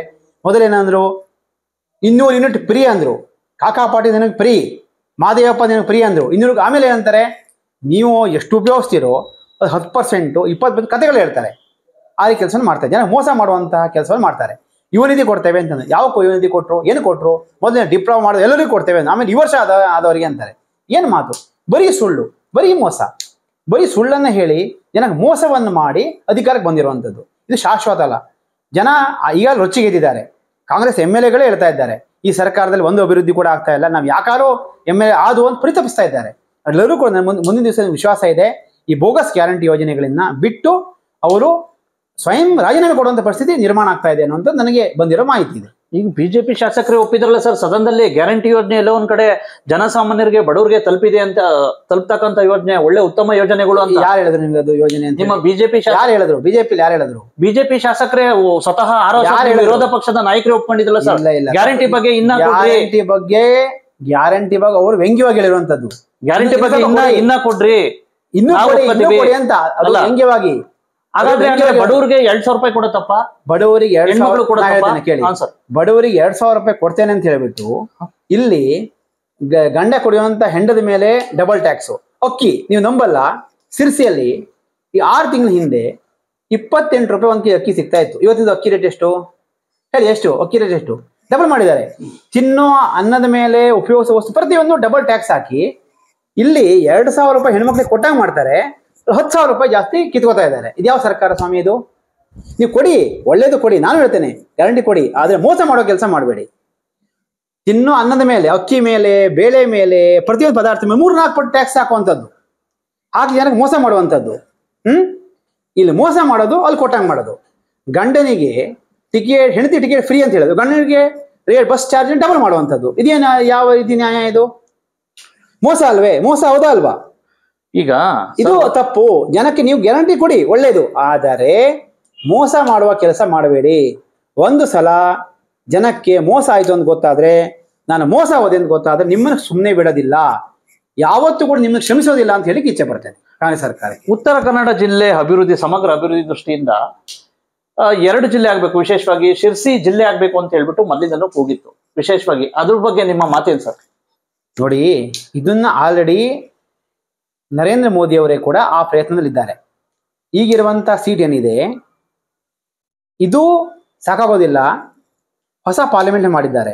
1 ನಿಮಿಷ, 750 ಕ್ಷೇತ್ರವನ್ನಾಗಿ 3 ವಿಂಗಡಣೆ ಮಾಡ್ತಾ ಇದ್ದಾರೆ ಸರ್. ಇವೆಲ್ಲವೂ ಕೂಡ 2 ವರ್ಷದಲ್ಲಿ ವಿಂಗಡಣೆ ಆಗ್ತಾ ಇದೆ. 1 ನಿಮಿಷ, ಉತ್ತರ ಕನ್ನಡ ಜಿಲ್ಲೆ ಸಮಗ್ರ ಅಭಿವೃದ್ಧಿ ದೃಷ್ಟಿಯಿಂದ, ಉತ್ತರ ಕನ್ನಡ ಜಿಲ್ಲೆ ಸಮಗ್ರ ಅಭಿವೃದ್ಧಿ ದೃಷ್ಟಿಯಿಂದ ಶಿರ್ಸಿ ಪ್ರತ್ಯೇಕ ಜಿಲ್ಲೆ ಆಗ್ಬೇಕು ಅಂತ ಹೇಳಿ ನಾನು ಅದನ್ನೇ ಹೇಳ್ತಾ ಇದ್ದೇನೆ. ಅದು ಲೋಕಸಭಾ ಕ್ಷೇತ್ರ ಸರ್. ನಿಮಿಷ, ನಾವು ಕೇಳ್ತಾ ಇರೋದು ಲೋಕಸಭಾ ಕ್ಷೇತ್ರನೇ.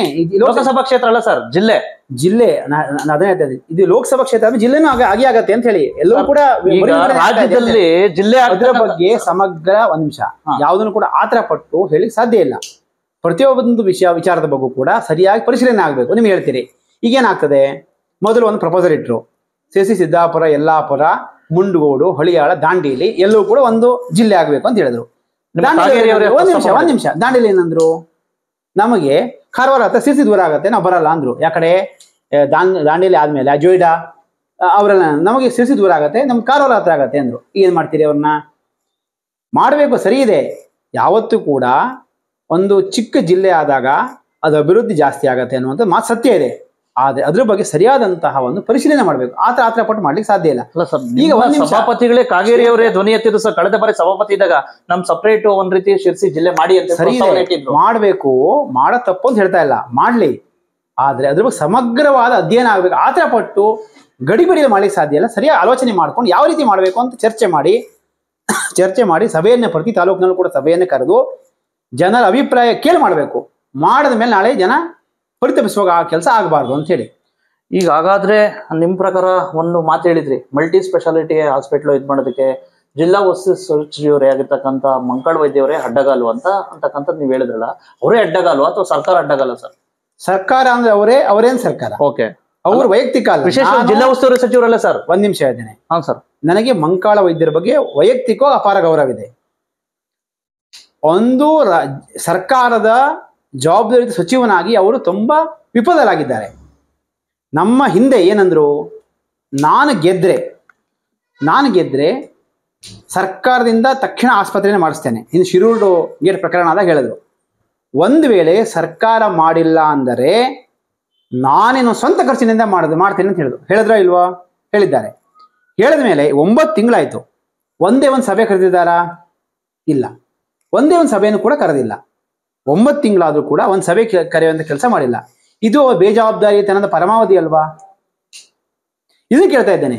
ಸ್ವಾಮಿ, ನಿಮಗೆ ನಿಜವಾಗ್ಲೂ ಕೂಡ ಬದ್ಧತೆ ಇದ್ದರೆ, ಅವತ್ತು ನೀವು ಸೀರಿಯಸ್ ಆಗಿ ತಮಾಷೆ ಮಾಡಿದ್ರೆ ಗೊತ್ತಿಲ್ಲ, ನಿಜವಾಗ್ಲೂ ನೀವು ಸೀರಿಯಸ್ ಆಗಿ ಹೇಳಿದ್ರೆ ನೀವು ಸರ್ಕಾರ ಬಂದ ಮೇಲೆ ಒಂದು ಮೀಟಿಂಗ್ ಕರಿಬೇಕಾಗಿತ್ತು. ನೀವು ಯಾಕೆ ಮೀಟಿಂಗ್ ಕರೆದಿಲ್ಲ? ಹೇಳಿ, ಜನರ ಮುಂದೆ ಹೇಳಿ, ನಿಮ್ ಇಂಟ್ರೆಸ್ಟ್ ಏನಿದೆ? ಅವನು ಯಾರೋ ಒಬ್ಬನು ಹೇಳ್ತಾನೆ, ಉಸ್ತುವಾರಿ ಇದು ವೈದ್ಯಕೀಯ ಶಿಕ್ಷಣ ಸಚಿವ ಹೇಳ್ತಾನೆ, ಕುಮಟಾದಲ್ಲಿ ನಾವು ಆಸ್ಪತ್ರೆ ಹಣ ಬಿಡುಗಡೆ ಮಾಡಿ ಸಾಧ್ಯ ಇಲ್ಲ, ಕಾರವಾರದ ಮೆಡಿಕಲ್ ಕಾಲೇಜ್ ಇದೆ, ಅಲ್ಲೇ ಬೇಕಾದ್ರೆ ಅದನ್ನ ಅಭಿವೃದ್ಧಿ ಮಾಡ್ಕೊಳ್ಳಿ ಅಂತ ಹೇಳ್ತಾನೆ. ಇವರೆಲ್ಲ ಬಾಯಿ ಮುಚ್ಕೊಂಡು ಇರ್ತಾರೆ. ತಪ್ಪಲ್ವಾ? ಇಲ್ಲಿರೋ ಶಾಸಕರು ಏನ್ ಮಾಡ್ತಾರೆ? ಇವರು ಹೇಳಬೇಕಲ್ವಾ ಅದನ್ನ? ಇಲ್ಲಿರೋ ಶಾಸಕರು ಏನ್ ಮಾಡ್ತಾರೆ? ಬಿಜೆಪಿ ಸರ್ಕಾರ ಹೇಳಿದ್ದಾರೆ, ಬಿಜೆಪಿ ಶಾಸಕರು ಆಲ್ರೆಡಿ ಹೇಳಿದ್ದಾರೆ. ಬಿಜೆಪಿ ಅವರು ದಿನಕರ್ ಶೆಟ್ಟರು ಸಭೆಯಲ್ಲಿ ಸದನ ಹೇಳಿದ್ದಾರೆ, ನಾವು ಬೇಕೇ ಬೇಕು, ಸಾಧ್ಯ ಇಲ್ಲ, ಒಪ್ಲಿಕ್ಕೆ ಸಾಧ್ಯ ಇಲ್ಲ, ಕುಮಟಾ ಬೇಕು ಅಂತ ಹೇಳಿದ್ದಾರೆ. ಇನ್ನೇನು ಮಾಡಬೇಕು? ಶಿವರಾಮ್ ಹೆಬ್ಬಾರ್ ಅವರು ಸಿರ್ಸಿಯಲ್ಲಿ ಒಂದು ಮಾಡಿ, ಕುಮಟಾದಲ್ಲಿ ಒಂದು ಮಾಡಿ ಅಂತ ಹೇಳಿದ್ದಾರೆ. ಘಟ್ಟದ ಮೇಲೊಂದು ಘಟ್ಟದ ಕೆಳಗಡೆ ಒಂದು ಮಾಡಿ ಅಂತ ಹೇಳಿ ಎಲ್ಲರೂ ಕೂಡ ಹೇಳ್ತಾ ಇದ್ದೇವೆ. ನಮ್ಮ ಹೋರಾಟ ಅರಣ್ಯ ರೋಧನ ಆಗ್ತಾ ಇದೆ. ಮನುಷ್ಯತ್ವ ಇಲ್ಲದ ಸರ್ಕಾರ, ನಿರ್ಲಜ್ಜತನ ಸರ್ಕಾರ. ಈ ಸರ್ಕಾರವನ್ನು ಯಾವತ್ತೂ ಕೂಡ ಕ್ಷಮಿಸೋದಿಲ್ಲ ಅಂತ ಹೇಳಿ ಬಯಸ್ತೇನೆ. ಉತ್ತರ ಕನ್ನಡ ಜಿಲ್ಲೆ ನೈಸರ್ಗಿಕ ಸಂಪನ್ಮೂಲಗಳಲ್ಲಿ ಅತಿ ಯಥೇಚ್ಛವಾಗಿದೆ. ವಿಶೇಷವಾಗಿ ಪ್ರವಾಸಿಗರು ಸೆಳಿತಕ್ಕಂಥ ಇದು. ನಿಮ್ ಪ್ರಕಾರ ಪ್ರವಾಸೋದ್ಯಮ ಅಂತಕ್ಕಂಥದ್ದು ಏನಾದ್ರು ಅಭಿವೃದ್ಧಿ ಆಗಿದೆಯಾ ಉತ್ತರ ಕನ್ನಡದಲ್ಲಿ? ಇನ್ನ ಅಭಿವೃದ್ಧಿ ಆಗ್ಬೇಕು. ಪ್ರವಾಸೋದ್ಯಮ ಅಭಿವೃದ್ಧಿ ಆಗಬೇಕು. ಉದಾಹರಣೆಗೆ ನೋಡಿ, ಒಂದು ಎಕ್ಸಾಂಪಲ್ ಕೊಡ್ತೇನೆ, ತುಂಬಾ ಹೇಳಿಕ್ ಸಾಧ್ಯ ಇಲ್ಲ. ಯಾಣ ಅನ್ನುವಂಥದ್ದು ಸರಿಯಾಗಿ ಅಭಿವೃದ್ಧಿ ಮಾಡಿದ್ರೆ ಜಗತ್ ಪ್ರಸಿದ್ಧವಾದ ತಾಣ ಆಗ್ತದೆ. ಯಾಣದಲ್ಲಿ ಏನು ಫೆಸಿಲಿಟಿ ಇದೆ ಹೇಳಿ? ಏನು ಫೆಸಿಲಿಟಿ ಇಲ್ಲ, ಹೌದಾ ಅಲ್ವಾ? ಇದು ಒಂದು ಉದಾಹರಣೆ. ಈ ರೀತಿಯ ಉದಾಹರಣೆಗಳು ನಿಮಗೆ 100 ಸಿಗ್ತದೆ ಹೇಳಲಿಕ್ಕೆ ಹೋದ್ರೆ. ಅದನ್ನೆಲ್ಲವನ್ನೂ ಕೂಡ ಮಾಡಬೇಕು ಅನ್ನುವಂಥ ಅಭಿಲಾಷೆ ನನಗಿದೆ. ನಾನು ನಮ್ಮ ಜಿಲ್ಲೆ ಜನರಿಗೆ ಕೇಳ್ತಾ ಇದ್ದೇನೆ, ತಮ್ಮೆಲ್ಲರ ಪ್ರಾರ್ಥನೆಯಿಂದ ಉತ್ತರ ಕನ್ನಡ ಜಿಲ್ಲೆಯಲ್ಲಿ ಬಿಜೆಪಿಯಿಂದ ನನಗೆ ಟಿಕೆಟ್ ಸಿಕ್ಕಿದ್ರೆ, ನಾನು MP ಆದರೆ ಉತ್ತರ ಕನ್ನಡ ಜಿಲ್ಲೆಯ ಅಭಿವೃದ್ಧಿ ಹೊಸ ಭಾಷ್ಯವನ್ನು ಬರೀತೇನೆ. ಉತ್ತರ ಕನ್ನಡ ಜಿಲ್ಲೆ ಅಭಿವೃದ್ಧಿಗೆ ಹೊಸ ಭಾಷ್ಯ ಬರೆಯುವಂಥ ಕೆಲಸವನ್ನು ಮಾಡ್ತೇನೆ. ಮತ್ತೆ ನಾನು ಆಗಲೇ ಹೇಳಿದೆ, 24 ಗಂಟೆಗಳ ಕಾಲ ಸಹಾಯವಾಣಿಯನ್ನು ಮಾಡ್ತೇನೆ, MP ಸಹಾಯವಾಣಿ. ನಿಮ್ಗೆ ಯಾರು ಸಿಗ್ತಾರೋ ಹೆಲ್ಪಿಗೆ, ಯಾರು ಸಿಗಲ್ವೋ, ಆದರೆ ನಿಮ್ಮ MP ನಿಮ್ಮೊಟ್ಟಿಗೆ ಯಾವತ್ತೂ ಇರ್ತಾನೆ. ನೀವು 24 ಗಂಟೆ ಕೂಡ ಇರ್ತಾನೆ ನಿಮ್ಮೊಟ್ಟಿಗೆ. ಒಂದು ವಿಚಾರ. ಮತ್ತೆ ಜಿಲ್ಲೆಯಲ್ಲಿ ಉದ್ಯೋಗ ಸೃಷ್ಟಿಯಾಗುವಂಥ ಕೆಲಸವನ್ನು ಮಾಡ್ತೇನೆ. ಅದರಿಂದ ನನ್ನ ಉದ್ದೇಶ ಏನು ಗೊತ್ತಾ? ಹಿಂದುತ್ವ ಮತ್ತು ಅಭಿವೃದ್ಧಿ. ಏನು ಹೇಳಿ? ಹಿಂದುತ್ವ ಮತ್ತು ಅಭಿವೃದ್ಧಿ. ಹಿಂದುತ್ವದ ಅಂದರೆ ಹಿಂದೂಗಳ ಆಚರಣೆಯನ್ನ ಮಾಡುವಂಥದ್ದು, ಹಿಂದುತ್ವ ಪರವಾಗಿ ಕೆಲಸವನ್ನು ಮಾಡುವಂಥದ್ದು, ಇದನ್ನು ನಾವು ಮಾಡ್ತಾ ಇದ್ದೇವೆ. ಹಿಂದೂಗಳಿಗೆ ಅಪಾಯ ಆದರೆ, ಹಿಂದೂ ಆಚರಣೆಗೆ ಧಕ್ಕೆ ಆದರೆ, ಹಿಂದೂಗಳಿಗೆ ಅವಮಾನ ಆದರೆ ಹೋರಾಟ ಮಾಡೋ ಕೆಲಸವನ್ನು ಮಾಡ್ತಾ ಇದ್ದೇವೆ. ಕೇವಲ ಅದಷ್ಟೇ ಸಾಕಾಗೋದಿಲ್ಲ. ಹಿಂದೂಗಳ ಅಭಿವೃದ್ಧಿ ಅಂದರೆ ಹಿಂದೂಗಳು ಅಭಿವೃದ್ಧಿ ಆಗಬೇಕು ಅಂದರೆ ಅವರು ಮನೆ ಕಟ್ಟಬೇಕು, ಕಾರ್ ತಗೋಬೇಕು, ಬೈಕ್ ತಗೋಬೇಕು, ಅವರು ಬಂಗಾರ ಖರೀದಿ ಮಾಡಬೇಕು. ಅಂದರೆ ಹಿಂದೂಗಳಿಗೆ ಏನಾಗಬೇಕು? ಉದ್ಯೋಗ ಸಿಗಬೇಕು. 10,000 ರೂಪಾಯಿ ಸಂಬಳ ತಗೋತಾ ಇದ್ದವರು 20,000 ಸಂಬಳ ತಗೋಬೇಕು. ಅವರಿಗೆ ಒಳ್ಳೆ ಆಸ್ಪತ್ರೆ ಸಿಗಬೇಕು ಕಡಿಮೆ ಖರ್ಚಲ್ಲಿ. ಅವ್ರು ಹಣ ಸೇವ್ ಮಾಡೋ ಥರ ಆಗಬೇಕು. ಇವತ್ತಿಂದ ಏನಾಗ್ತಾ ಇದೆ ಗೊತ್ತಾ ಬಸವರಾಜ್ ಅವರೇ? ಒಂದು ಕಾಯಿಲೆ ಬಂತು ಅಂದರೆ ಇರೋಪರ ದುಡ್ಡು ಪೂರ್ಣ ಹೋಗ್ಬಿಡ್ತದೆ. ಮನುಷ್ಯ ಬಂಗಾರ ಮಾರ್ಕೋಬೇಕು, ಬೈಕ್ ಮಾರ್ಕೋಬೇಕು, ಸೇವಿಂಗ್ಸ್ ಎಲ್ಲ ಮಾರ್ಕೊಂಡು ಎಲ್ಲಿ ತನಕ ಬರ್ತಾನೆ ಅಂತಂದರೆ, ಯಾರೋ ಒಬ್ಬನಿಗೆ ಕ್ಯಾನ್ಸರ್ ಬಂದರೆ ಕೊನೆಗೆ ಅವ್ನು ಕಿಡ್ನಿ ಮಾರ್ಕೊಳ್ಳೋ ಪರಿಸ್ಥಿತಿ ಬಂದ್ಬಿಟ್ಟಿದೆ ಇವತ್ತಿನ ದಿವಸ. ಇದು ದುರ್ದೈವ, ಹೇಳಲಿಕ್ಕೆ ನಿಜವಾಗ್ಲೂ ನಾಚಿಕೆ ಆಗ್ತದೆ ಬಸವರಾಜ್ ಅವರೇ. ಆ ಉದ್ದೇಶಕ್ಕಾಗಿ ಹಿಂದುತ್ವ ಮತ್ತು ಅಭಿವೃದ್ಧಿ ಎರಡನ್ನೂ ಒಟ್ಟಿಗೆ ತೆಗೆದುಕೊಂಡು ಹೋಗೋ ಕೆಲಸ ನಾನು ಮಾಡ್ತೇನೆ. MP ಆದ ನಂತರ ನೀವು ಬರೀ ಹಿಂದೂಗಳ ಅಭಿವೃದ್ಧಿ ಮಾತ್ರ ಇದು ಮಾಡ್ತಿರೋ ಅಥವಾ ಸಮಗ್ರ ಜನತೆ ಅಭಿವೃದ್ಧಿ ಕಡೆ ಗಮನ ಹರಿಸ್ತಿರೋ? ಅದನ್ನೇ ಹೇಳ್ತಾ ಇದ್ದೇನೆ ನಿಮಗೆ. ಅಲ್ಲ, ನೀವು ಅಂದ್ರೆ ಒಂದ್ ನಿಮಿಷ, ಅದೇ ನಿಮ್ ಕನ್ಫ್ಯೂಷನ್ ನಮ್ಗೆ ಅದೇ ಇದೆ. ಹಿಂದುತ್ವ ಅಂದ್ರೆ ಹಿಂದೂಗಳು ಅಂತಲ್ಲ, ಹಿಂದೂಸ್ತಾನ. ಒಂದ್ ನಿಮಿಷ ಕೇಳಿ. ಹಿಂದೂಸ್ತಾನ ಇದು ಹಿಂದೂಸ್ತಾನ. ಇಲ್ಲಿರುವವರ ಪ್ರತಿಯೊಬ್ಬರು ಕೂಡ ನಾವು ಹಿಂದೂಗಳಂತೆ ಭಾವಿಸ್ತೇವೆ. ಪ್ರತಿಯೊಂದು ಧರ್ಮದವರು ಕೂಡ, ಅವ ಮುಸಲ್ಮಾನ ಇರಲಿ, ಕ್ರಿಶ್ಚಿಯನ್, ಪ್ರತಿಯೊಬ್ಬರು ಕೂಡ ನಮ್ಮ ಅಣ್ಣ ತಮ್ಮಂದಿರು. ಸರ್ವೇ ಭವಂತು ಸುಖಿನಃ. ಇಲ್ಲಿರುವಂಥ ಪ್ರತಿಯೊಬ್ಬರು ಕೂಡ ಹಿಂದೂಗಳು, ಎಲ್ಲರೂ ಕೂಡ ನಮ್ಮ ಅಣ್ಣ ತಮ್ಮಂದಿರು ಅಂತ ಭಾವಿಸ್ತೇವೆ. ಅದು ಹಿಂದುತ್ವ. ಇದು ಹಿಂದುತ್ವ ಅನ್ನುವಂಥ ನಮ್ಮ ಮಣ್ಣಿನ ಒಂದು ಗುಣ. ಅದು ಅಷ್ಟೇ ಬಿಟ್ರೆ ಇದು ಯಾವುದು ಧರ್ಮ ಅಥವಾ ಜಾತಿ ಅಲ್ಲ. ಅದು ಬದುಕುವ ಕಲೆ. ಅದು ಓಕೆ ಸರ್. ಒಟ್ಟಾರೆ ಈ ಬಾರಿ ಸಾಕಷ್ಟು ಒಂದ್ ರೀತಿ ಬಿಜೆಪಿ ಪಕ್ಷದ ಒಬ್ಬ ಹೊರೇಳಾಗಲಿ ನಿಲ್ಲಕ್ಕೆ ಸಾಕಷ್ಟು ಪ್ರಯತ್ನ ಪಟ್ಟಿದ್ದೀರಾ, ಸಾಕಷ್ಟು ಲಾಬಿನೂ ಮಾಡ್ತಾ ಇದ್ದೀರಾ, ಸಾಕಷ್ಟು ಎಲ್ಲರನ್ನೂ ಭೇಟಿನ ಆಗ್ತಿದ್ದೀರಾ. ಓಕೆ, ಸಂತೋಷ. ಇಂಥ ಸಂದರ್ಭದಲ್ಲಿ ಎಲ್ಲ ಕಾರ್ಯಕರ್ತರುಗಳಿಗೆ ಸಾಕಷ್ಟು ಒಂದ್ ರೀತಿ ಉತ್ತರ ಕನ್ನಡದಲ್ಲಿ ಬಿಜೆಪಿ ಕಾರ್ಯಕರ್ತರು ಸಿಕ್ಕಾಪಟ್ಟೆ ಜನ ಇದ್ದಾರೆ. ಅವ್ರಿಗೆಲ್ಲ ಏನು ಸ್ವಾಭಿಮಾನದ ಒಂದ್ ರೀತಿ ಕಿಚ್ಚನ್ನು ತುಂಬಲಿಕ್ಕೆ ಇಷ್ಟಪಡ್ತೀರಾ ಎಲೆಕ್ಷನ್ಗೆ? ನಾ ಹೇಳ್ತಾ ಇದ್ದೇನೆ, ದಯವಿಟ್ಟು ನಿಮ್ಗೆ ಯಾರು ಸಿಗ್ತಾರೋ ಪ್ರತಿಯೊಬ್ಬರಿಗೂ ಕೂಡ ಹೇಳಿ. ಏನಂತ ಹೇಳಿ ಅಂತಂದ್ರೆ, ನರೇಂದ್ರ ಮೋದಿ ಅವರು ಮತ್ತೊಮ್ಮೆ ಪ್ರಧಾನಿ ಆಗಬೇಕು, ಬಿಜೆಪಿ ಅಧಿಕಾರಕ್ಕೆ ಬರಬೇಕು ಅಂತೇಳಿ ಹೋದಲ್ಲಿ ಬಂದಲೆಲ್ಲ ಹೇಳಿ. ಒಂದು ತರಕಾರಿ ಅಂಗಡಿಗೆ ಹೋದ್ರೆ ಹೇಳಿ, ಹೋಟ್ಲಿಗೆ ಹೋದ್ರೆ ಹೇಳಿ, ನೀವು ಫ್ರೆಂಡ್ಸಿಗೆ ಮೆಸೇಜ್ ಕಳಿಸಿ, ಇಲೆಕ್ಷನ್ ಟೈಮಲ್ಲಿ ಫ್ರೀ ಮಾಡ್ಕೊಳ್ಳಿ, ಪ್ರತಿಯೊಬ್ಬರು ಕೂಡ ಹೊರಗಡೆ ಇದ್ದರು ಒಂದು ವೋಟ್ ಮಾಡಬೇಕು ಅಂತ ಹೇಳಿ. ಹಿಂದಿನ ಸಲದಕ್ಕಿಂತ ಜಾಸ್ತಿ ಅಂತರದಲ್ಲಿ ಮತ್ತೆ ಬಿಜೆಪಿ ಅಧಿಕಾರಕ್ಕೆ ಬರಬೇಕು. ಗೆಲುವಿನ ಅಂತರ, ಗೆಲ್ಲುವಂಥದ್ದು ಮುಖ್ಯ ಅಲ್ಲ, ಗೆದ್ದೇ ಗೆಲ್ತೇವೆ ನಾವು, ಅದು ಗೊತ್ತಿದೆ. ಗೆಲುವಿನ ಅಂತರ ಅನ್ನುವಂಥದ್ದು ಜಾಸ್ತಿ ಆಗಬೇಕು. 100 ಓಟ್ ಇದೆ, 90 ಜನ ತೆಗೆದಿರುವಂಥದ್ದನ್ನ ಗಮನಿಸಿ. ಆರ್ಟಿಕಲ್ 317 ಏನೇನು ಅಪಾಯ ಆಗ್ತಾ ಇತ್ತು ಅಂತ ಅರ್ಥ ಮಾಡ್ಕೊಳ್ಳಿ. ರಾಮ ಜನ್ಮಭೂಮಿಯನ್ನ ಅಲ್ಲಿ ಮುಂದೆ ಸ್ಥಾಪನೆ ಮಾಡಿರುವಂಥದ್ದನ್ನು ಅರ್ಥ ಮಾಡ್ಕೊಳ್ಳಿ. ಈ ಬಿಜೆಪಿ ಪಕ್ಷ ಅನ್ನುವಂಥದ್ದು ನಮ್ಮ ದೇಶದ ರಕ್ಷಣೆಗೆ ಬದ್ಧತೆಗಿರುವಂಥ ಪಕ್ಷ. ಇದಕ್ಕೆ ಓಟ್ ಕೊಡಿ ಅಂತ ಕೇಳ್ಕೊಳ್ತಾ ಇದ್ದಾರೆ. ಇವಿಷ್ಟು ಅಟೋಶಕರೇ ಗೊತ್ತಾಯ್ತಲ್ಲ. ವಿಶೇಷವಾಗಿ ಯೂತ್ ಲೀಡರ್, ಉತ್ತರ ಕನ್ನಡ ಲೋಕಸಭಾ ಕ್ಷೇತ್ರದ ಯೂತ್ ಲೀಡರ್, ಮತ್ತೆ ಒಂದ್ ರೀತಿ ಪಕ್ಷಾತೀತವಾಗಿ ಅಜಾತ ಶತ್ರುವಾಗಿ ಬೆಳೆದು ಬಂದಿರತಕ್ಕಂತ ಬಿಜೆಪಿ ಪಕ್ಷದ ಟಿಕೆಟ್ ಆಕಾಂಕ್ಷಿಯಾಗಿರ್ತಕ್ಕಂಥ ಶ್ರೀ ಅನಂತಮೂರ್ತಿ ಹೆಗಡೆ ಅವರ ಅಭಿಪ್ರಾಯ. ನಮಸ್ಕಾರ, ಥ್ಯಾಂಕ್ ಯು ಬಸವರಾಜ್. ತಾಜಾ ಸುದ್ದಿಗಾಗಿ AJ News 24x7 ಗೆ ಸಬ್ಸ್ಕ್ರೈಬ್ ಮಾಡಿ ಮತ್ತು ಬೆಲ್ ಐಕಾನ್ ಒತ್ತಿ ತಪ್ಪದೇ ಲಿಂಕ್ ಶೇರ್ ಮಾಡಿ.